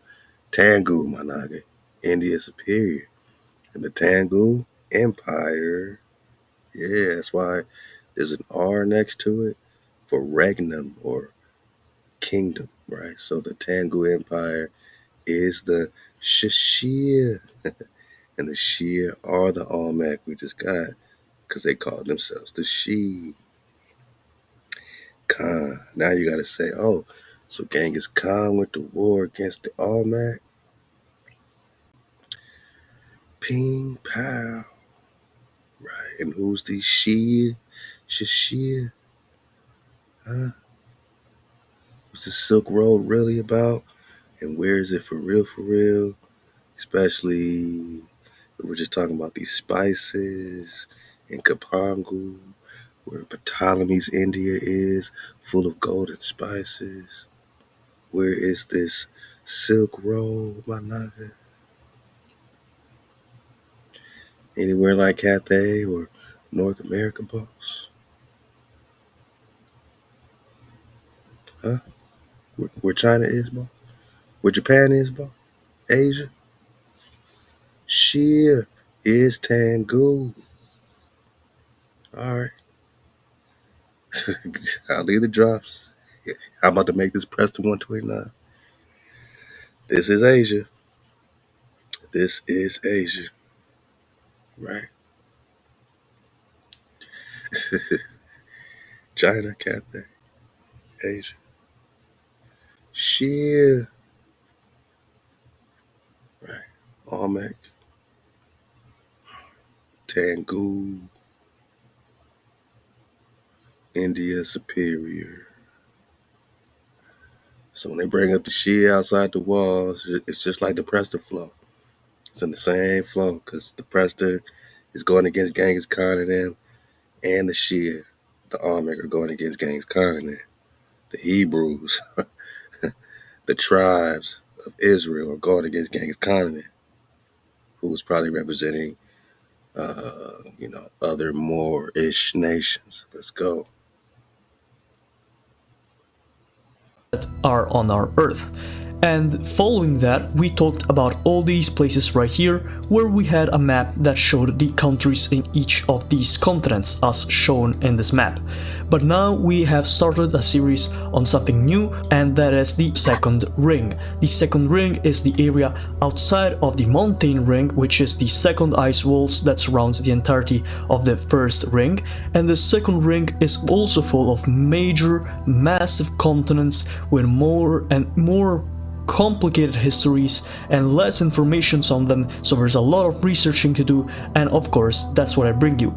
And this of course is the map made by HaLal, as all you know already probably, and yeah, basically that's kind of it. In the last 3 episodes we have explored many of the continents on this side of the map, and that is what we will continue to do in this episode as well. So today we will be looking at 3 or 4 continents in this part of the map, continuing our research. Then probably in the next continent we will be moving more north, next to the titanic forests and the sky caverns. That said, let's start already by the first continent we can talk about already today. That is the continent of Awas. Awas, the levitating continent. That sounds just like the Awa Avatar or Awatar. We got that before. Avatar, those V's or W's. Awa or Hawa or Awa. Like they say Aya or Hawa. Let's go. We're talking about levitating continents near the kingdom of the Prester John. So, first of all, let's see its geography. The first thing you notice is this outline. The Awas continent has some weird outline that basically surrounds the entirety of the continent. This kind of floating mist, like I don't know how you could call it, like some sort of this little. You can see it when I zoom in. This thing that divides the oceans from the land. Well, that is not like just some artistic choice. It's actually part of the continent's geography. So that said, we have 2 or 3 peninsulas, one on the east and 2 on the west.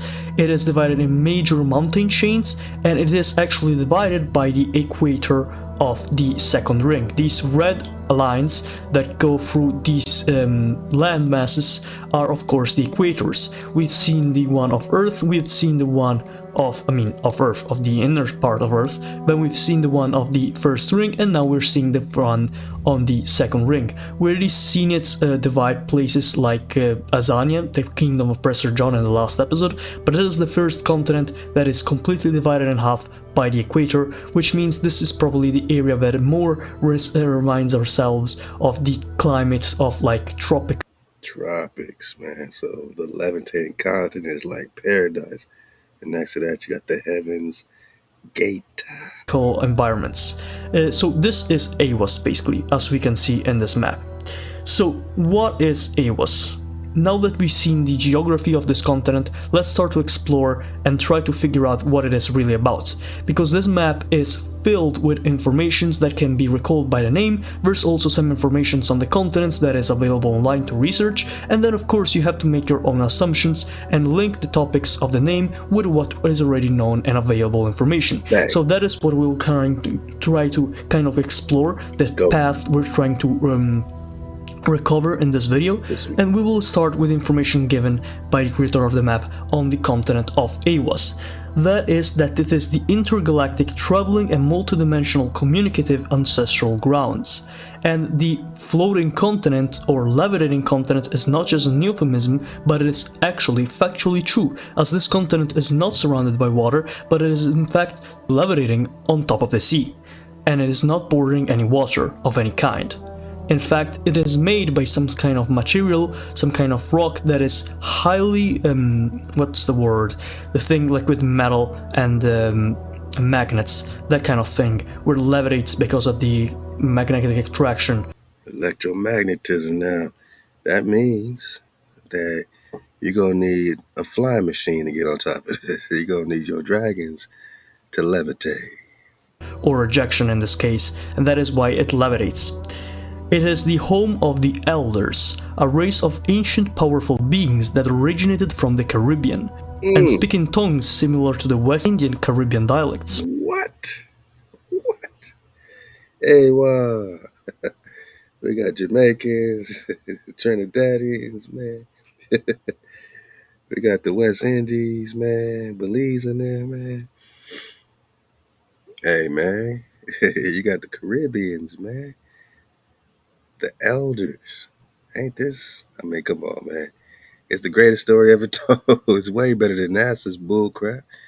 I'm rocking with this till the wheels fall off. Levitating Islands, man. Heaven's Gate. Lands of the Prester, New Colgate Mounds. What? I saw the Garden of Eden over there. Did the Garden of Eden get resituated for a time? Is all the land gonna come back together? Y'all let me know in the comments. Is all the land gonna come back together, man? We got the Caribbeans levitating. Whoa, they getting high. They chiefing with the Marley, man. Let's go. This can also be noticed by the climate, as well as I already mentioned before. The climate of this area is Caribbean, it's kind of tropical in the same way it is in the Caribbean of the Americas, and that makes sense so far. So this elder race seems to be something very... Wait. So this could be connected with the Caribbean, Americas, and all that, but the land of Prester got to be connected to Africa. Why can't you connect the Prester to this same situation? Why I got to go way to Ethiopia? Because you ain't understanding that Ethiopia is a generic term for dark-skinned people. Dark-skinned people. Copper-colored car. It doesn't have to be in that east. It could be in this east. You know what I'm saying? The real Asia, the real India, the real China, the real Japan, the real Ethiopia. very interesting. Apparently some elder people that, like, not elderly, I mean elder as in powerful and ancient, of course that was to be taken as obvious, I thought. But of course, let's repeat it just to be sure. Dragons. And yeah, these elder people, this elder race, managed to exist in this island and have come all the way from the Caribbean. And that is why they speak these West Indian Caribbean dialects. West Indian referring to the old concept of the Caribbean being called the West Indies. So basically the Indies of the West, as opposed to the Indies. Dang, because it's a generic term for dark-skinned people, wherever they are. That's why there's Indies in the East and West. Indios means in God or Dios or in the Creator, in HaWah. These are the people of HaWah, AWah, Indios of the West, so-called. Let's go. Of the East, which is mostly the areas we would call Indonesia and India, of course, nowadays, as well as Sri Lanka, Pakistan, Bangladesh, and more. But that said, let's start looking for informations about AWAs. So one path of research I found connects to someone called Alister, and this is the story of this man. The story of Crowley Alister, or Alister Crowley. Come on, boss. Come on, boss. You're going to go to Alister Crowley, from the Caribbean to Alister Crowley. Let's see where he goes with this. He was an English occultist and magician that heard the voice of an higher being trying to communicate with him. That being called AWAS, or IWAS. He was described as an angel, only possible to see in visions, a being that was purely astral. His manifestation was introduced by him, saying he was the minister of Hor-Par Karat. Yeah, man.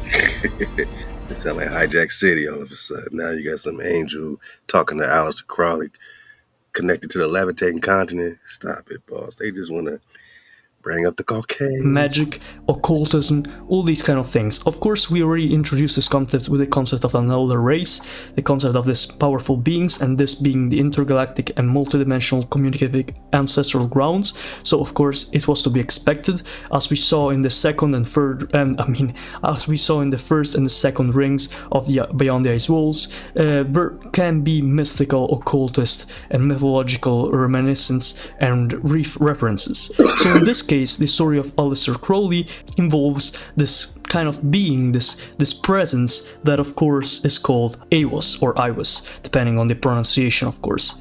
So that already is pretty interesting on itself.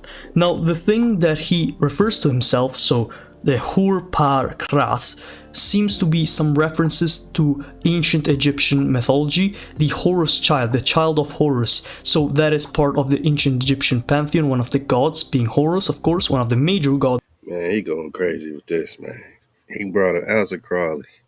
Now he's saying that Alister Crowley's power is this crazy looking symbol thing. I'm getting, come on, man. And at this symbol now we gotta go to Egypt, because Alister Crowley's hearing some voice that he's pronunciating such and such. And now that has to be connected to this land beyond the poles. Like, that's a hell of a stretch. We rocking with you, Italian PNC, but damn, bro. You went from Alister Crowley, now you in Egypt, man. And now you're bringing up their guys because you found some, connectivity that you think you connected, man. Man. On and so forth, and that is why probably there is this kind of correlation when this spirit, this creature AWAS, manifested himself to this man Alister Crowley, and he referred to himself as this kind of mythological. So because he got some manifestation, it had to be this god of whatever image he just put up and connected to Egypt. Just stop it. It's got nothing to do with Alister Crowley, dude. This is the Levitating continent. Stop. Being. So that is the account of Alister Crowley, but it is not the only account he has of him. No. And also, talking about the Hor-Par Karat, the Horus child. Oh. It is the son of Horus, but in ancient Greek was called the Harpocrator. He was a central deity in Ptolemaic cosmology and represented the higher state of being of the self, a sort of holy guardian angel. So once again, we can link up the ancient beliefs with the ones of Christianity, as is very often the case when it comes to occultist writings. very often you will see, and we will see in the following episodes, and also in this one, because we will have things like this, that many cases happen where some things that were considered magic or occultist, while the pagan religions of Europe. We just want to know about this island. You going into occultism and Alister Crowley and the gods he served, and this pronunciation is the only connection you found with his name. And now you're all into this Alistair Crowley, devil, demon worshiper, and idols. Why are you putting all this on the Heaven's Gate, man? Why are you putting all this on the left? You're putting all this frequency over here with Alistair Crowley and them because of a theory? Because you just conjecturizing, man? You're not telling us nothing about these lands. Are you just going into occultism and Alistair Crowley? I want to hear about the levitating continent, man. Europe or Asia existed, or Africa, of course. And then when Christianity came along, it became something among the demonic, satanic, and all these kind of just ways to discriminate them, because of course they saw any kind of non-Christian magic as demonic magic. But that's a whole other deal. I might dwell on it on a new video, but not now. So by uniting what happened to Alister Crowley and the description of Iwis, we can see what the elders, so these creatures, these beings of Iwis, are actually up to. No, you can't. No, you can't see what the levitating continent's up to because you connecting Alistair Crowley with some frequency he's hearing in his head. Come on, bro. You can't do that, bro. You can't say, this is what y'all about on this whole continent. That's like them finding one person in America and saying, this is what these Americans is all about. Because his name has something in common, or it sounds the same as this. So this whole continent got to be about this hijack Alistair Crowley. Man, I was rocking with you, man. But this right here, I got to stand up for the levitating continent, Jack. How you going to put that smut on their name? They use their immense powers to infiltrate the minds of those that live in the lands behind the ice walls and communicate to them, maybe in the objective of getting them to access some multidimensional part. We got no proof, no evidence.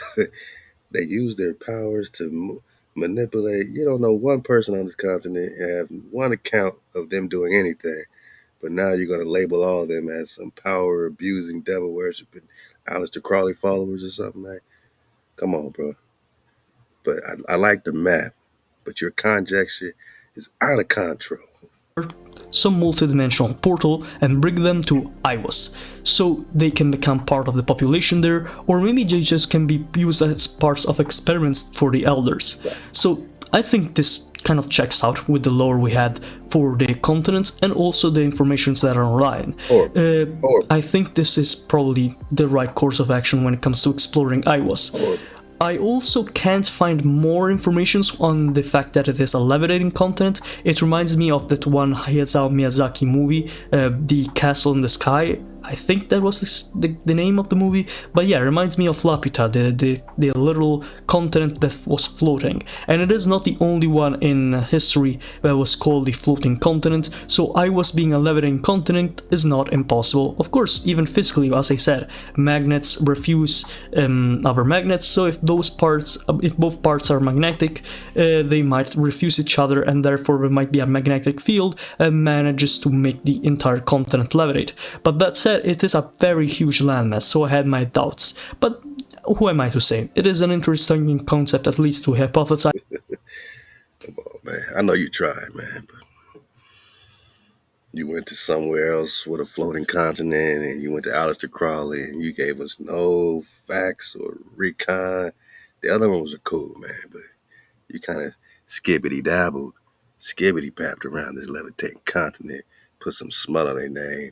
We see, wow. You don't see what we see. You don't see the Hebrew. You don't see the Hebrew. You don't see where Ethiopia is, Asia Major. You don't see the indigenous truth, Prester John, India Superior. You ain't seeing through the 360 dragonfly perspective. I get it. But to put Alistair Crowley and some other fling flam and say, that's what I see, that's what I would do, that's just pure madness, man. If it is not factually true. now that we have explored the continent of Awas, the Levitating continent, Not. I think we might have to go and look for a new continent to explore and talk about. And that one is, we'll have to do a little of moving here, it is Abraxas, the glowing islands. So this is the one in the second circle, which is called Akupara by the creators of the map, which has the most available information on. So most of the things I will talk about with Abraxas are factual informations that come from the lore of this map. So basically the lore that the people that made the map associated with the continent, which is something I rarely do because usually these continents are extremely mysterious and there's basically no lore to them. But in the case of Abraxas, that was not the case, so a lot of informations are directly from the source. That said, I did add some of my own research that looks like it correlates perfectly and completes perfectly the lore that already existed for Abraxas or Abraxas, and that makes it one of the best things I've researched so far because it was more easy to access and also very interesting. So let's get right into it. Abraxas, the glowing islands. So first of all, where it is located? It is located in the northwest of the second ring. As you can see here, it is located south of Peyidwal. I always get this wrong. Peyidwal, this place right here, when I made the video on it, so I think 2 videos ago, or yeah, I think two or 1 videos ago, I kept referring it to Peyidwal and I had it comment saying it's actually Peyidwal, and you were completely right. I couldn't pronounce it correctly for the life of me. I don't know why. It's probably something to do with the way it is pronounced. Peyidwal, I don't know. Anyways, it's Peyidwal, not Peyidwal. Whatever, not important. Anyway, for Abraxas, you can see it is between the Mazuic Ocean and the Calamitous Ocean. It is technically kind of close to the mountain ring, so as we saw with places like Weldrum, it is very accessible for people that manage to escape the mountain ring and exit the first ring to access the second ring. So going all the way here from Apisia, all the places here, we already saw how you access the first ring from the center of Earth. Of course, you have to go all the way right here, surpass Thoth, which is the nomad continent, the moving continent, so this continent might not even be here, but you hope there is, of course, because you have to, resupply. But anyway, you go right here, Sentinel's Gate, blah blah blah blah blah blah. We already talked about this a lot of times. Anyway, you exit here, go to Weldrum, and then you have to kind of just navigate the coasts. In the case of Abraxas, I think it is very accessible, since you just have to navigate the coast for more than New Cahokia, and then right here you can find the first islands of Abraxas, which is of course a big island chain. It's an archipelago, whatever. So yeah, I think it is pretty accessible to anybody that wants to explore it. That said, so Abraxas. Let's see a geographical description of this continent. So first of all, we can see that this continent is of course divided in multiple islands. There seems to be one big island, kind of reminds me of Japan in some way, of like having a big island and then smaller islands near it. So kind of like that thing, of course, once again, archipelago. So we have some minor islands like right here, which seem to be non-populated, and then there are more bigger ones that like surround the main island, which is actually very quite interesting in shape. It seems to be like at first glance it looks like this, but it's actually extends all the way here. It looks like some kind of snake contorting with itself. Interesting. Also, we can see there's deserts on this map. Let's get zoomed in right here.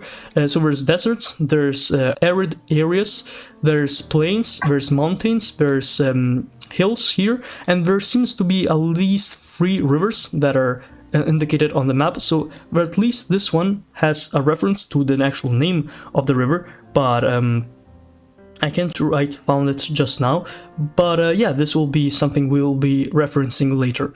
So that said, now that the geography of the continent of Abraxas is covered, let's see what these lands are all about. So these lands are constantly illuminated in brilliant light with organisms and minerals that sparkle under the sun and glow throughout the night.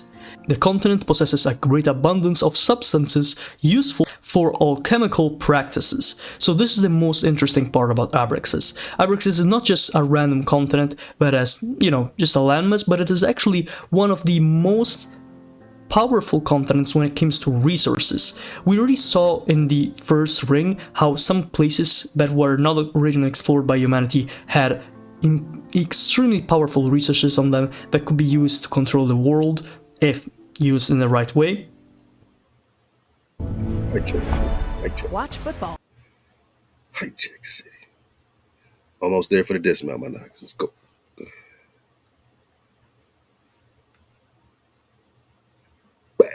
Practices, let's go and look for hidden information that can be explored by looking into the word Abraxas or Abraxas. Okay. So, it is said that Abraxas stones were antique glowing gemstones with the word Abraxas written on them in the Greek alphabet. I'll show an image here to show how Abraxas is written in the Greek alphabet. Also, fun fact, it appears that Abraxas originally was written with the key and not the x, which are with the key and not the c, which are different letters on the Greek alphabet. So it might have been pronounced Abraxas or Abraxas earlier, maybe. Sounds like abracadabra, man. Even Abraxas, yeah. And yeah, that's interesting because we already said Abraxas a bunch of times, but it might have been pronounced another way. But you know, that's just a fun fact. So Abraxas has further meanings in multiple ancient languages, such as ancient Egyptian, where it can represent the invocation to the god hand, a warning meaning "don't hurt me." So like a major warning. Abraxas meaning major warning meaning "don't hurt me" to a celestial being. Other classical scholars link it up with the Hebrew ha-bracha, the blessing, or the root for the Father Creator. Sounds like abracadabra. Ha-bracha. So now we're going back to the Hebrew. Ain't that something? Baruka. He just talked about all the minerals and the, you know what I mean, natural resources. And now we got the Baruka. Dodge the hijack. So, of course, mentioning both the Father Creator as in the father of a child, but also the Father Creator as the creator of reality, and all, of course, that being God or Yahweh or something like that in Hebrew. HaWah. In Greek, it seems to have a Christian connotation, as noticed by Jean Hardwin and Wendelin, that found Abraxas to be a compound of the initial letters of the word combination that says Father, Son, Spirit, Holy, salvation from the cross, or for Hardwin, saving mankind by the holy cross. So already we can see that Abraxas has multiple meanings. The word itself has a lot of meaning. It is not a random word used for this continent. It has meaning in alchemy, it has meaning in ancient languages such as Hebrew, ancient Egyptian, and ancient Greek or modern or like medieval Greek, so already you can see kind of the thing. Of course, alchemy was at its highest in the Middle Ages because everyone was trying to get their silver into gold or raw materials like bronze into gold. Everybody wanted to get rich off the materials they had with something. And these glowing stones that exist in Abraxas and make the land glowing, so the entire land is actually glowing, but the reason the land is glowing is because of these stones that are in the land. And these stones can be used for alchemical practices. We will see later what the actual properties of these stones are. It's actually pretty interesting. So Abraxas also has a notable presence in the Gnostic religion. This is one of the things I found when researching the name Abraxas or Abraxas. And the Gnosticism, I don't know if it's called Gnosticism or Gnosticism. I don't remember if it's the G that is silent or not. Anyway, Gnosticism is a very, very weird religion. I don't want to get too much into deep, but because it's kind of a controversial topic to a lot of people. But anyway, in this Gnostic religion, it is usually represented not by a place or a concept, but by a being, so a creature. Abraxas being a creature with the head of a rooster, body of a man, and snakes for legs. So a very weird creature that looks to be some kind of compound between human, animal, and more. I don't know. It kind of reminds me of the ancient Egyptian gods, but this has completely different roots to them, so we can't just associate them. And of course, beings that are half human, half animal are not exclusive to the ancient Egyptians. We can find them everywhere in history, in the Mesoamericas, in Egypt, in Greek mythology. So, pretty interesting. He was considered an extremely powerful divine being, or a manifestation of God himself by the Gnostics. So, it seems to have some correlation with Christianity, as the following statement is that the Catholic Church saw it as a form of Satan, the devil, and it was actually very criticized. So some of the earliest sources of Abraxas as this creature. Why does all his job gotta end up being to some devil thing? Like, that's what happens, man, when you are getting these perspectives of these researchers. And, they're just tying into this Nordic this and this and this. And then he'll glance over it through the Hebrew, but not really get into the Hebrew flow of it. Now we know we got these fallen entities and powers, and we got Amun-Ra lands and Horus lands, so this ain't really much different on that tip, you know what I'm saying? But I'm just saying all of them gotta be connected to some super hijack city. Couple more minutes. Yeah, man, we got the alpha brain, man. We got the Aleph brain, man. We don't want the alpha brain. We want the Aleph brain, right? We want that strong power. Hey, top of the soul bone, my Naga. Top of the soul bone. Went further than the ice walls, further than the mountain ring, which is why we never mentioned them in exploring of the Atlas, the first ring, and they went all the way to the second ring, finally finding their home in the glowing islands of Abraxas, founding their own kingdom with their traditional Jewish religion and making it basically this big trading out. Traditional Jewish religion, y'all hear that? For the dismount? What's traditional Judah?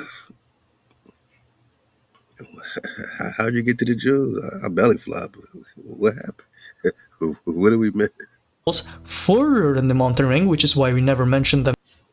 Basically, some were exiled, okay, either killed or exiled. And I think there was more than one of the lost tribes of Israel, but this one is specifically the tribe of Reuben. So if you know biblical history, you will know that they were divided in like 12 tribes, and each of these tribes got like their own part of the land, but eventually some revolted and blah blah blah. Basically, some were exiled, okay, either killed or exiled. And one of these tribes was the tribe of Reuben, which of course many people have tried to explain their positioning in the history by putting it somewhere on the Earth, like Earth proper, like this part of Earth, the center of Earth.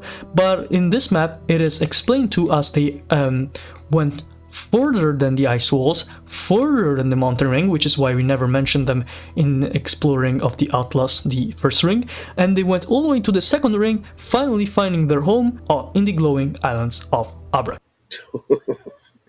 So the tribe of Reuben migrated to the glowing islands.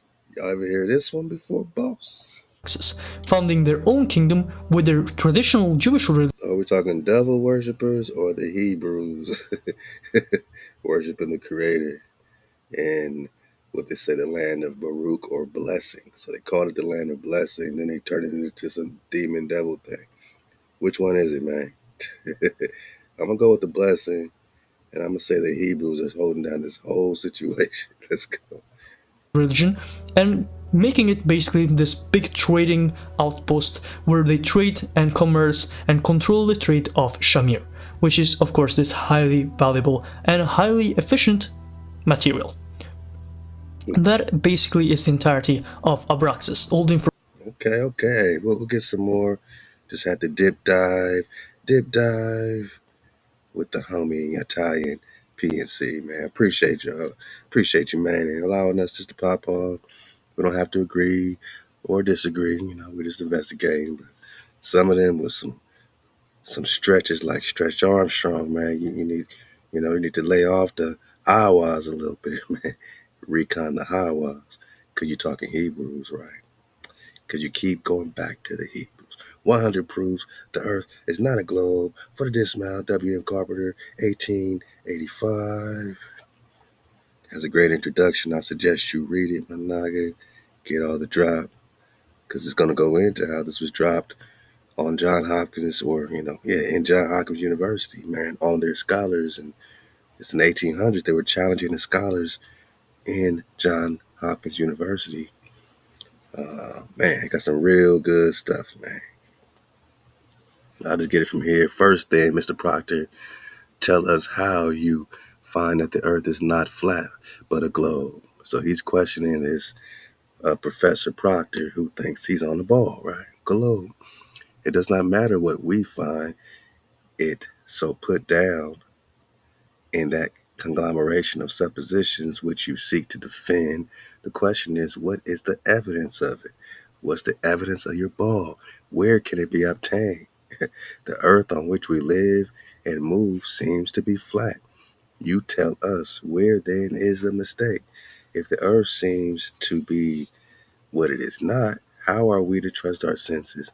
And if it is said that we cannot do so, are we to believe and consent to be put down lower than the brutes?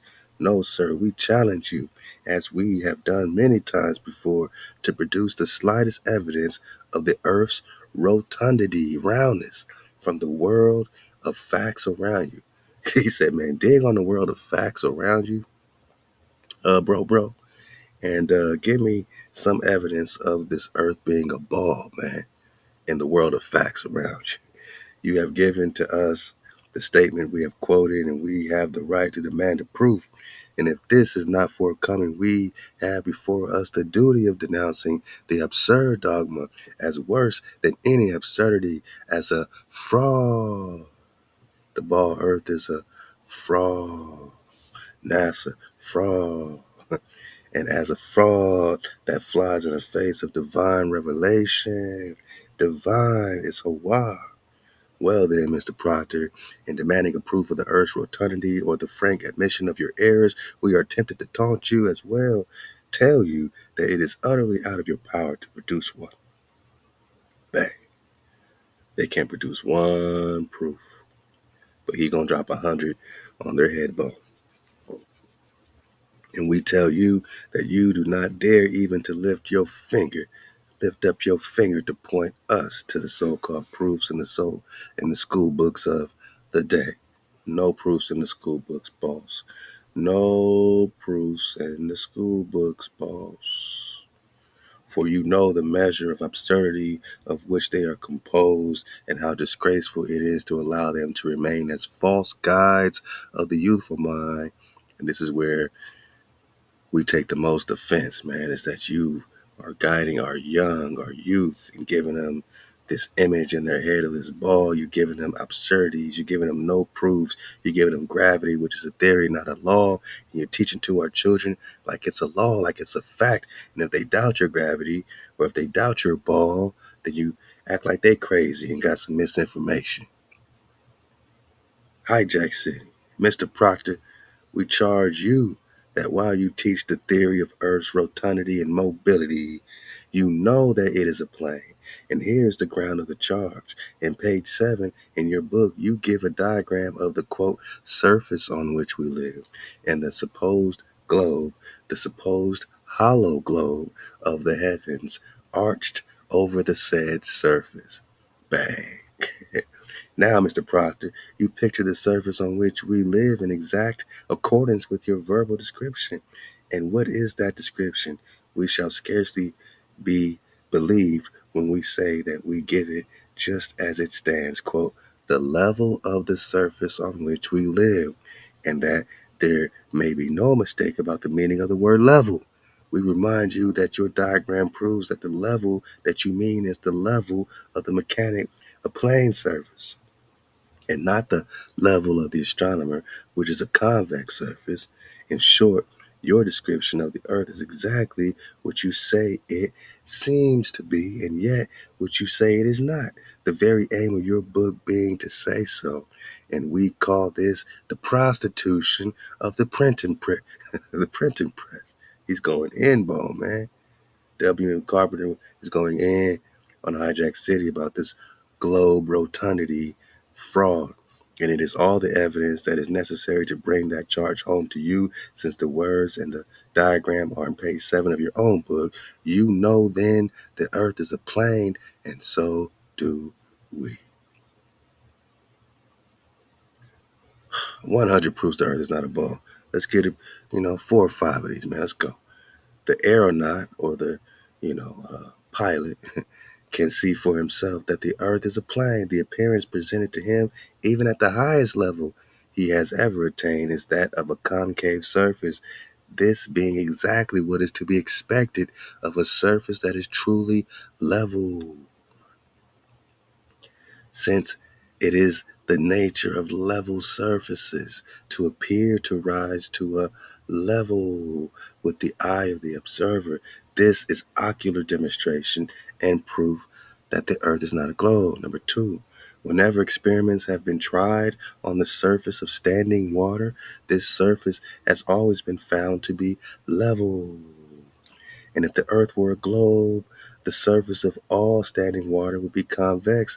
This is an experimental proof the earth is not a globe. Number three, surveyors' operations in the construction of railroads, tunnels, canals are conducted without the slightest allowance being made for no curvature. Although it is taught that this so-called allowance is absolutely necessary, this is a cutting proof that the earth is not a globe. Number four, there are rivers that flow for hundreds of miles towards the level of the sea without falling more than a few feet. Notably, the Nile, which is 1,000 miles, falls but a foot. A level expanse of this extent is quite incompatible with the idea of the Earth's convexity. It is therefore a reasonable proof the Earth is not a globe. Number five, my Naga, for the dismount. The lights which are exhibited in lighthouses are seen by navigators at distances at which, according to the scale of the supposed curvature given by astronomers, they ought to be many hundreds of feet. In some cases down below the line of sight, or over the curvature, over the horizon of the ball, quote unquote. For instance, the light at Cape Hatteras is seen at such a distance of 40 miles that, according to theory, it ought to be 900 feet higher above the level of the sea than it actually is. 900 feet should be visible, Managa, in order to be visible, Managa.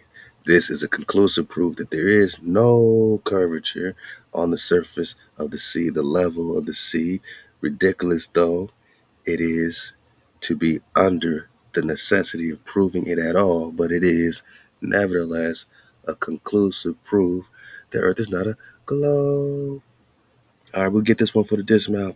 Number six, if we stand on the sands of the seashore and watch a ship approaches, we shall find that she will apparently rise to the extent of her own height, nothing more.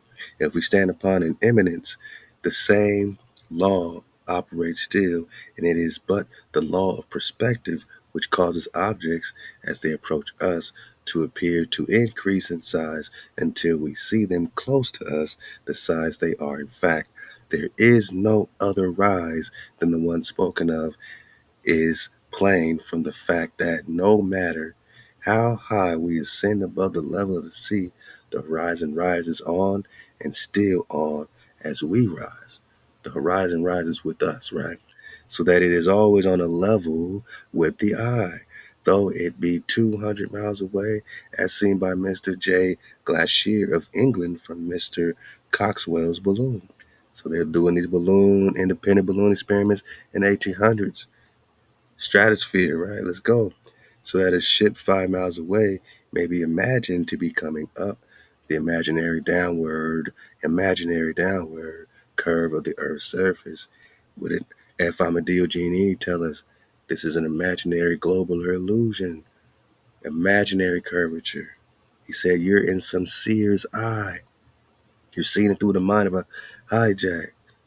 They've created a false reality, put us in a matrix. But if we merely ascend a hill such as Frederick Hill, Baltimore, we may see 25 miles away on a level with the eye. That is 20 miles level distance beyond the ship that we vainly imagine to be, quote, rounding the curve and coming up. This is a plain proof that the earth is not a globe. And there's so many more. We'll get my Naga. Yeah. There's some good ones, man. There's some good ones, man. I'll leave it for you for now. Just dig on it. 100 proves the earth is not a globe. And we'll definitely get back on this Operation Deep Freeze, man, because, you know, Just like the Cold War is happening at the same time as Operation Deep Freeze. Yeah, the Cold War is all about them trying to get to these lands beyond the poles. It's deep freeze. Regular missions to resupply U.S. Antarctic bases, or just regular missions, right? Regular missions. The U.S. Navy already had a record of early exploration in Antarctica as early as 1839. We just read it 1885. 100 proofs the Earth is not a ball, right? So they're going straight. Researchers are saying we're not spinning on a ball. They're looking for more land beyond the poles at the same damn time. Captain Charles Wilkes led the first U.S. naval expedition into the Arctic waters. 1929, Admiral Richard Byrd established a naval base at Little America. Come on, boss. And this Wilkes situation is the same thing that was mentioned in the worlds beyond the poles, right? On the diagrams. We'll get back in the worlds beyond the poles. Man, I mean, all these are saying the same thing.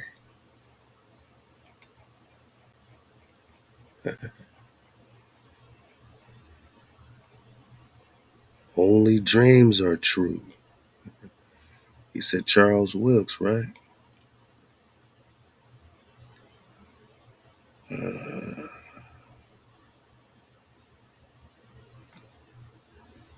is Wilkes. Could be something, could be nothing. Reminds me of this Wilkins here, this Hearst Wilkins that was rocking with the Admiral Byrd. They're saying Charles Wilkes is rocking with the Admiral Byrd. Now, this is 1928. Connecting land areas beyond South Pole, discovered by Hearst Wilkins' Antarctic expedition and Admiral Richard Byrd. Okay. And now we got this Charles Wilkes, first U.S. naval expedition, Antarctic waters, 1929. Okay, so 1839, Charles Wilkes already had been popping off. Then comes 1929 situation. All right, so we're talking about different people doing the same dang thing, it looks like. Doing the same damn thing. Just know that these were naval operations like high jump, which we got last time. Literally high jump. They're trying to hop over this continent and figure out what's over there, right?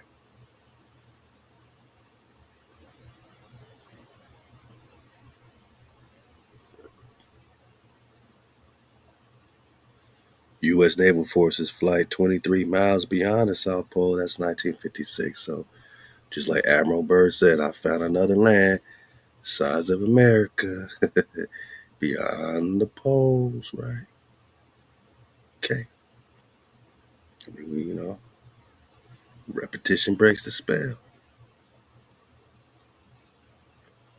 Repetition breaks the spell. How big was that land you found, Admiral Byrd? Since he's coming up in Operation Deep Freeze, they're bringing up Admiral Byrd. They're bringing up Admiral Byrd. His companion to the world-honored Longines. Good evening, this is Frank Knight. May I introduce our co-editors for this edition of the Longines Chronoscope? Larry Lasser, CBS News correspondent, and Kenneth Crawford, National Affairs Editor of Newsweek magazine.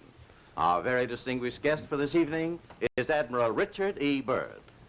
The North Pole used to be a no-man's land, but these are the days when, by buying a ticket on a commercial airliner, you can fly across the North Pole and drink a cocktail at the same time. You know, only 70 or more years ago, about 35 years ago, our guest tonight found out whether there was any land north of the North American continent.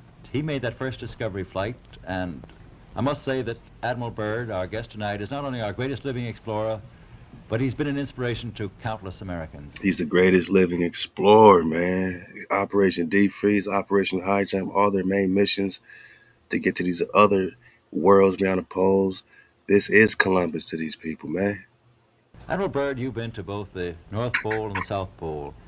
Is there any unexplored land left on this earth that might appeal to adventurous young Americans? Yes, there is. And not up around the North Pole, because it's getting crowded up there now, because they find out it's really usable, not only to live in, but militarily.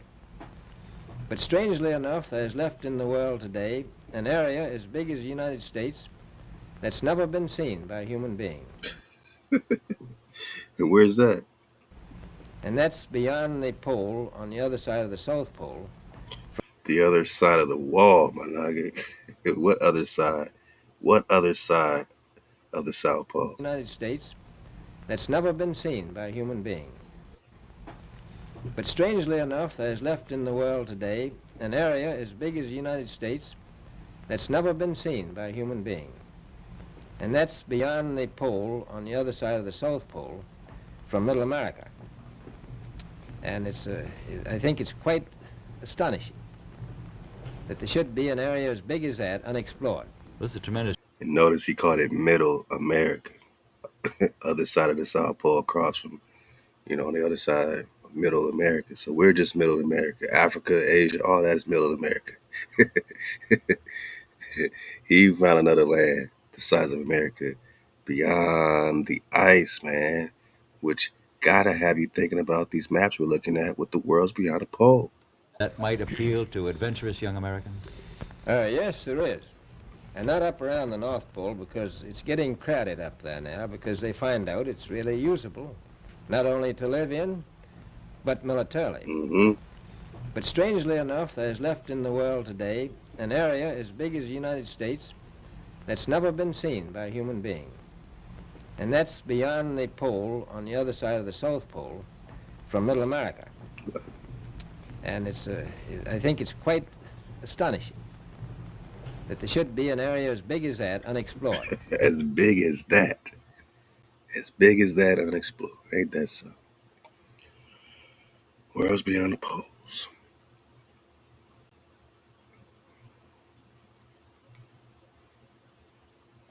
Yeah.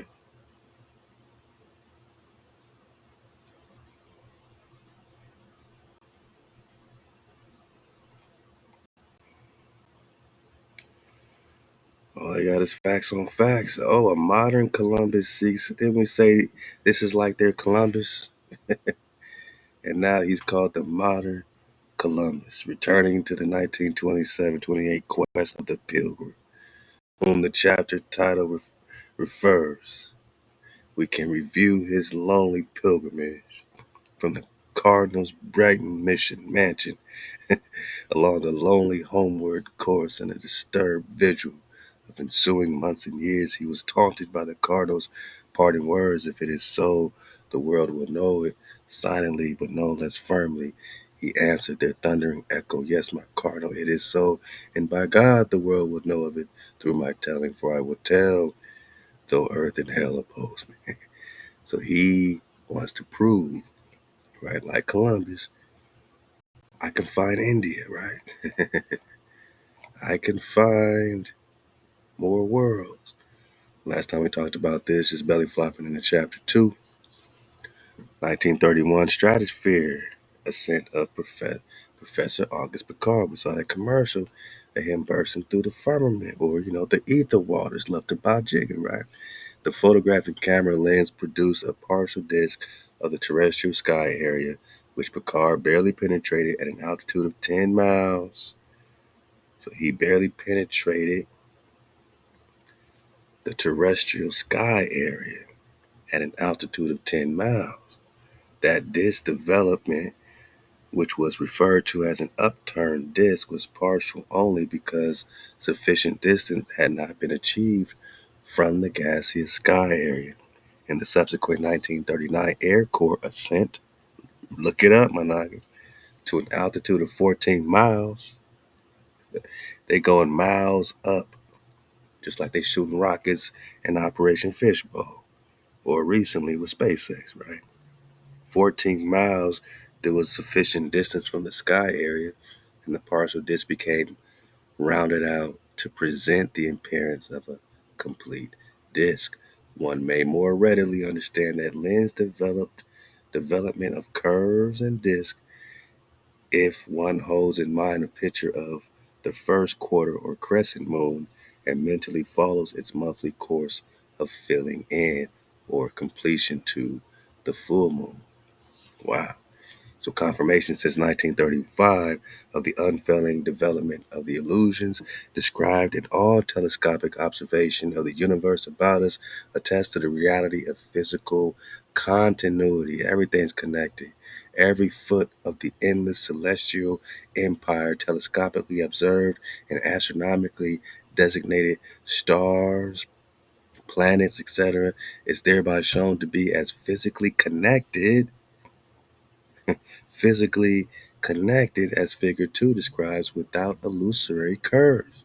No curves, just straight connectivity. The celestial is shown to be as much a continuance of this earth area as the various countries of the earth are physically connected and made continuous by the known land and water links.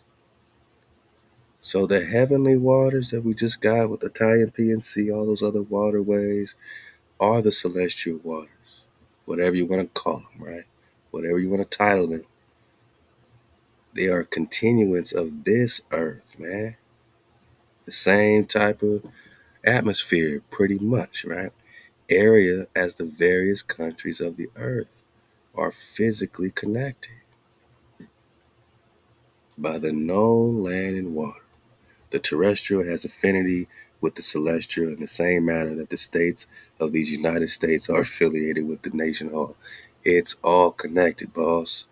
There must deceptively appear to be physical disconnections in the universe whole, where each faultily observed celestial and terrestrial sky area and being brought to convergence under lens functioning seemingly becomes isolated from its neighboring area, seemingly illusory, as previously described, an inescapable condition of observation. Strange as it may seem, the necessary allowances for such a handicap of observation have never been made, because the handicap, though known to be applicable to observations at terrestrial level, is denied application to observations at celestial level. Complete domination by the mathematical prescription of celestial mechanics, though the prescription contains no ingredients from the universe of reality, has endowed illusions developed in telescopic observation of the universe with a reality they cannot and do not possess.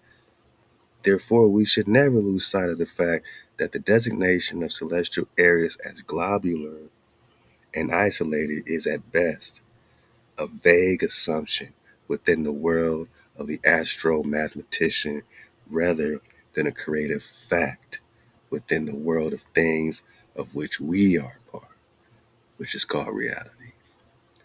Worlds beyond the poles, man. Remember this doc here. We like to belly flop in, throughout these drops by James W. Lee, a plain truth from the ancients to Abrahamic Bibles in modern times.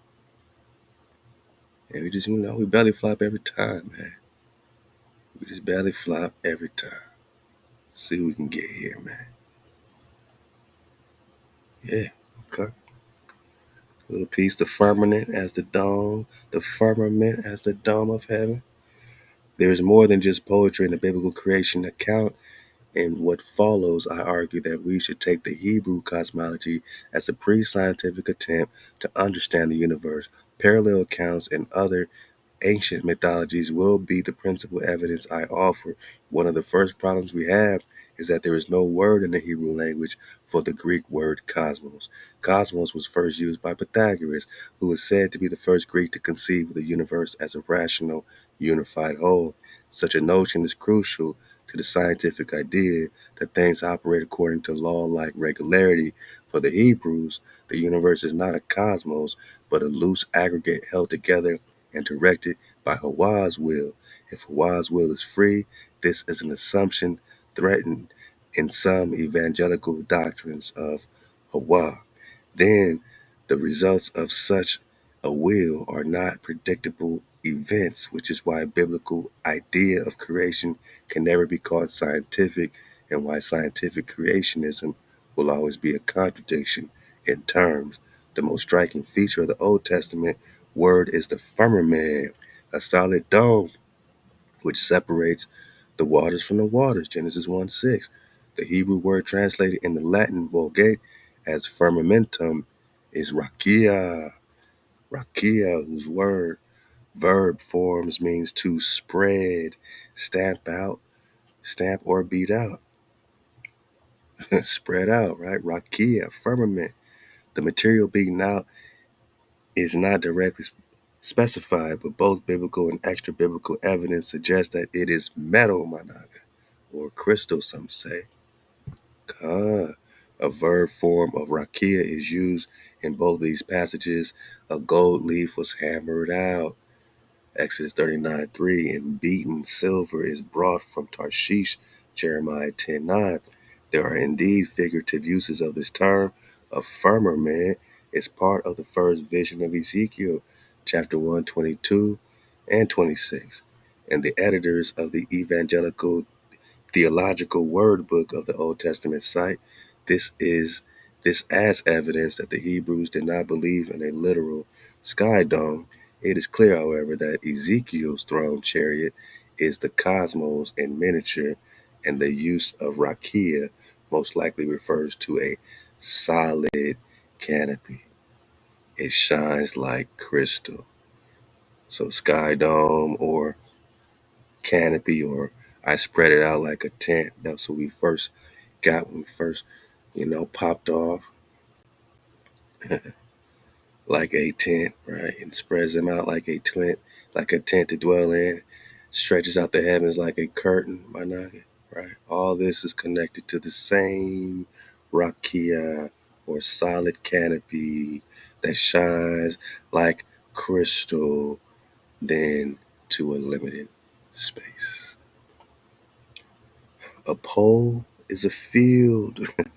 A pole is flat. A plane is flat. We see clearly, man. We out of here. We out of here, baby. And yeah, man, y'all been surfing the wave. My Naga, man, which one of my Nagas dropped this, man? Drop some more ether waves. We got some more ether waves for the dismount. The water to the cons, man. We just appreciate the contribution. Popping off right here. 432 to drop on IG. Go get that Soul Bone podcast. As always, something amazing recon coming from the Aqua Tibet. And look out for the latest episodes that drops with the podcast where a con could be a con and have a conversation. Shout out to Universe, or excuse me, Unanswered Universe, and man, again, the con Sakal for dropping this, man. Go hit him up, Sakal Immaculate. Yeah, what do y'all call this? Surfing in the ether waves, man. 23, I'm in Oklahoma. Something is above my house, y'all. Uh-oh. I could hear some sirens going off in the background.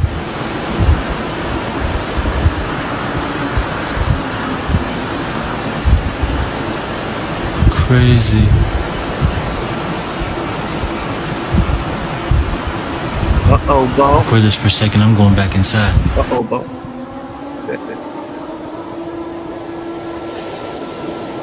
Oh. Sonic boom. Sonic boom. Swimming in the ether. Swimming in that ether.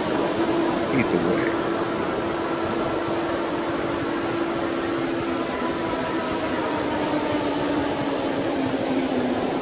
That ether wave. Real spill you, man.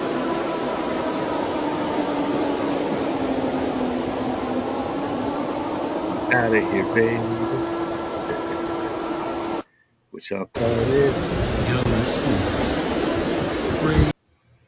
I mean, you could literally see it slicing through the water, though. You know what I mean? You could literally see it slicing through the waves, man. Look at this. And these are the waves before you get to the firmament. Love to mod jigger, love to, man, forgot the person that dropped the clip, but you know what I'm talking about. Get the last drop. And yeah, in scripture, literally says that, the height of the heavens or the height of this firmament, they can never reach, man. So they can't even reach the firmament. They just are splashing into the ether, right? They just splashing into the ether. They just splashing into the ether, boss. They just splashing into the ether, man. Tower City Records got the drop, man. They just splashing in the ether, man. They ain't going nowhere, boss. Where y'all going? We're gonna build a rocket just to splash it into the ether. Or do y'all think they're spreading some hijacking the ether? You think they try to hijack the ether waves? You think they can hijack the ether waves? I tell them, man, like the Bronx tell, man, yous can't leave. Now yous can't leave. Close the doors on y'all. Ether wave gonna shut you down. You think this is a missile trying to cause a reaction? Because the only way to see this high ether is to slam into it to cause some waves. And oh boy, do they get wavy, huh? Oh boy, do they get wavy. Ooh, the ether waves. The ether waves. Come on, y'all think they built this million, quadrillion dollar rocket just to explode it and lose it? Or are they trying to hit something, splash into something, huh? What y'all think, man? I think it's all happening, man. All meat, no potatoes, man. Flat drop, one-on-one, right in they face ball, man. Don't stop, because the drop don't stop, because the water keeps flowing. Described it as the other side of the South Pole to Middle America. So on the globe, that means it would be somewhere in the Indian Ocean. There's a huge continent that nobody knows about. So yeah, there's more going on than meets the eye. The other thing is, after Admiral Byrd came back after his last expedition, Antarctica was sealed off, and both America and the Russians started firing nuclear missiles straight up. Now, in America, that was called Project Operation Fishbowl, and it came under something called Project Dominic. Well, Fishbowl makes sense because it seems like Admiral Byrd found the edge of the dome, okay, while he was out there. And as soon as he left there, they started firing missiles straight up, I believe, to try and test how far that dome went. If you look at the footage of these explosions, what you'll see is an explosion. Well, when a bomb goes off in midair, it's a fireball. It expands in all directions and mostly up. Okay. Now, if you look at these explosions on Operation Fishbowl, they explode outwards in a ring, which means it's exploding against something because it can't rise with the heat. So it's exploding against something and exploding outwards. Okay, and the middle of the explosion, you'll see it glows, hot, and then it cools over time. So it looks to me like they were exploding against a dome. Now, I said it was Operation Fishbowl, obviously Fishbowl, but there's a chap called Rob Skiba who discovered that the Project Dominic, the word Dominic means of the Lord. Rest in power, Rob Skiba, of the Lord. They got a project operation of the Lord firing straight up into the firmament or the ether waves. Fishbowl of the Lord. So I believe they clearly know that we're in an enclosed system. HaWah's fishbowl. And Admiral Byrd found the edge, and they've tested to see how far it goes up. Admiral Byrd found the edge. You know what else he found? More land the size of America, balls. Up around the North Pole because it's getting crowded up there now because they find out it's really usable. not only to live in, but militarily. But strangely enough, there's left in the world today an area as big as the United States that's never been seen by a human being. And that's beyond the pole on the other side of the South Pole from Middle America. And I think it's quite astonishing that there should be an area as big as that unexplored. Wow. So there's a lot of adventure left down at the bottom of the Wow. world.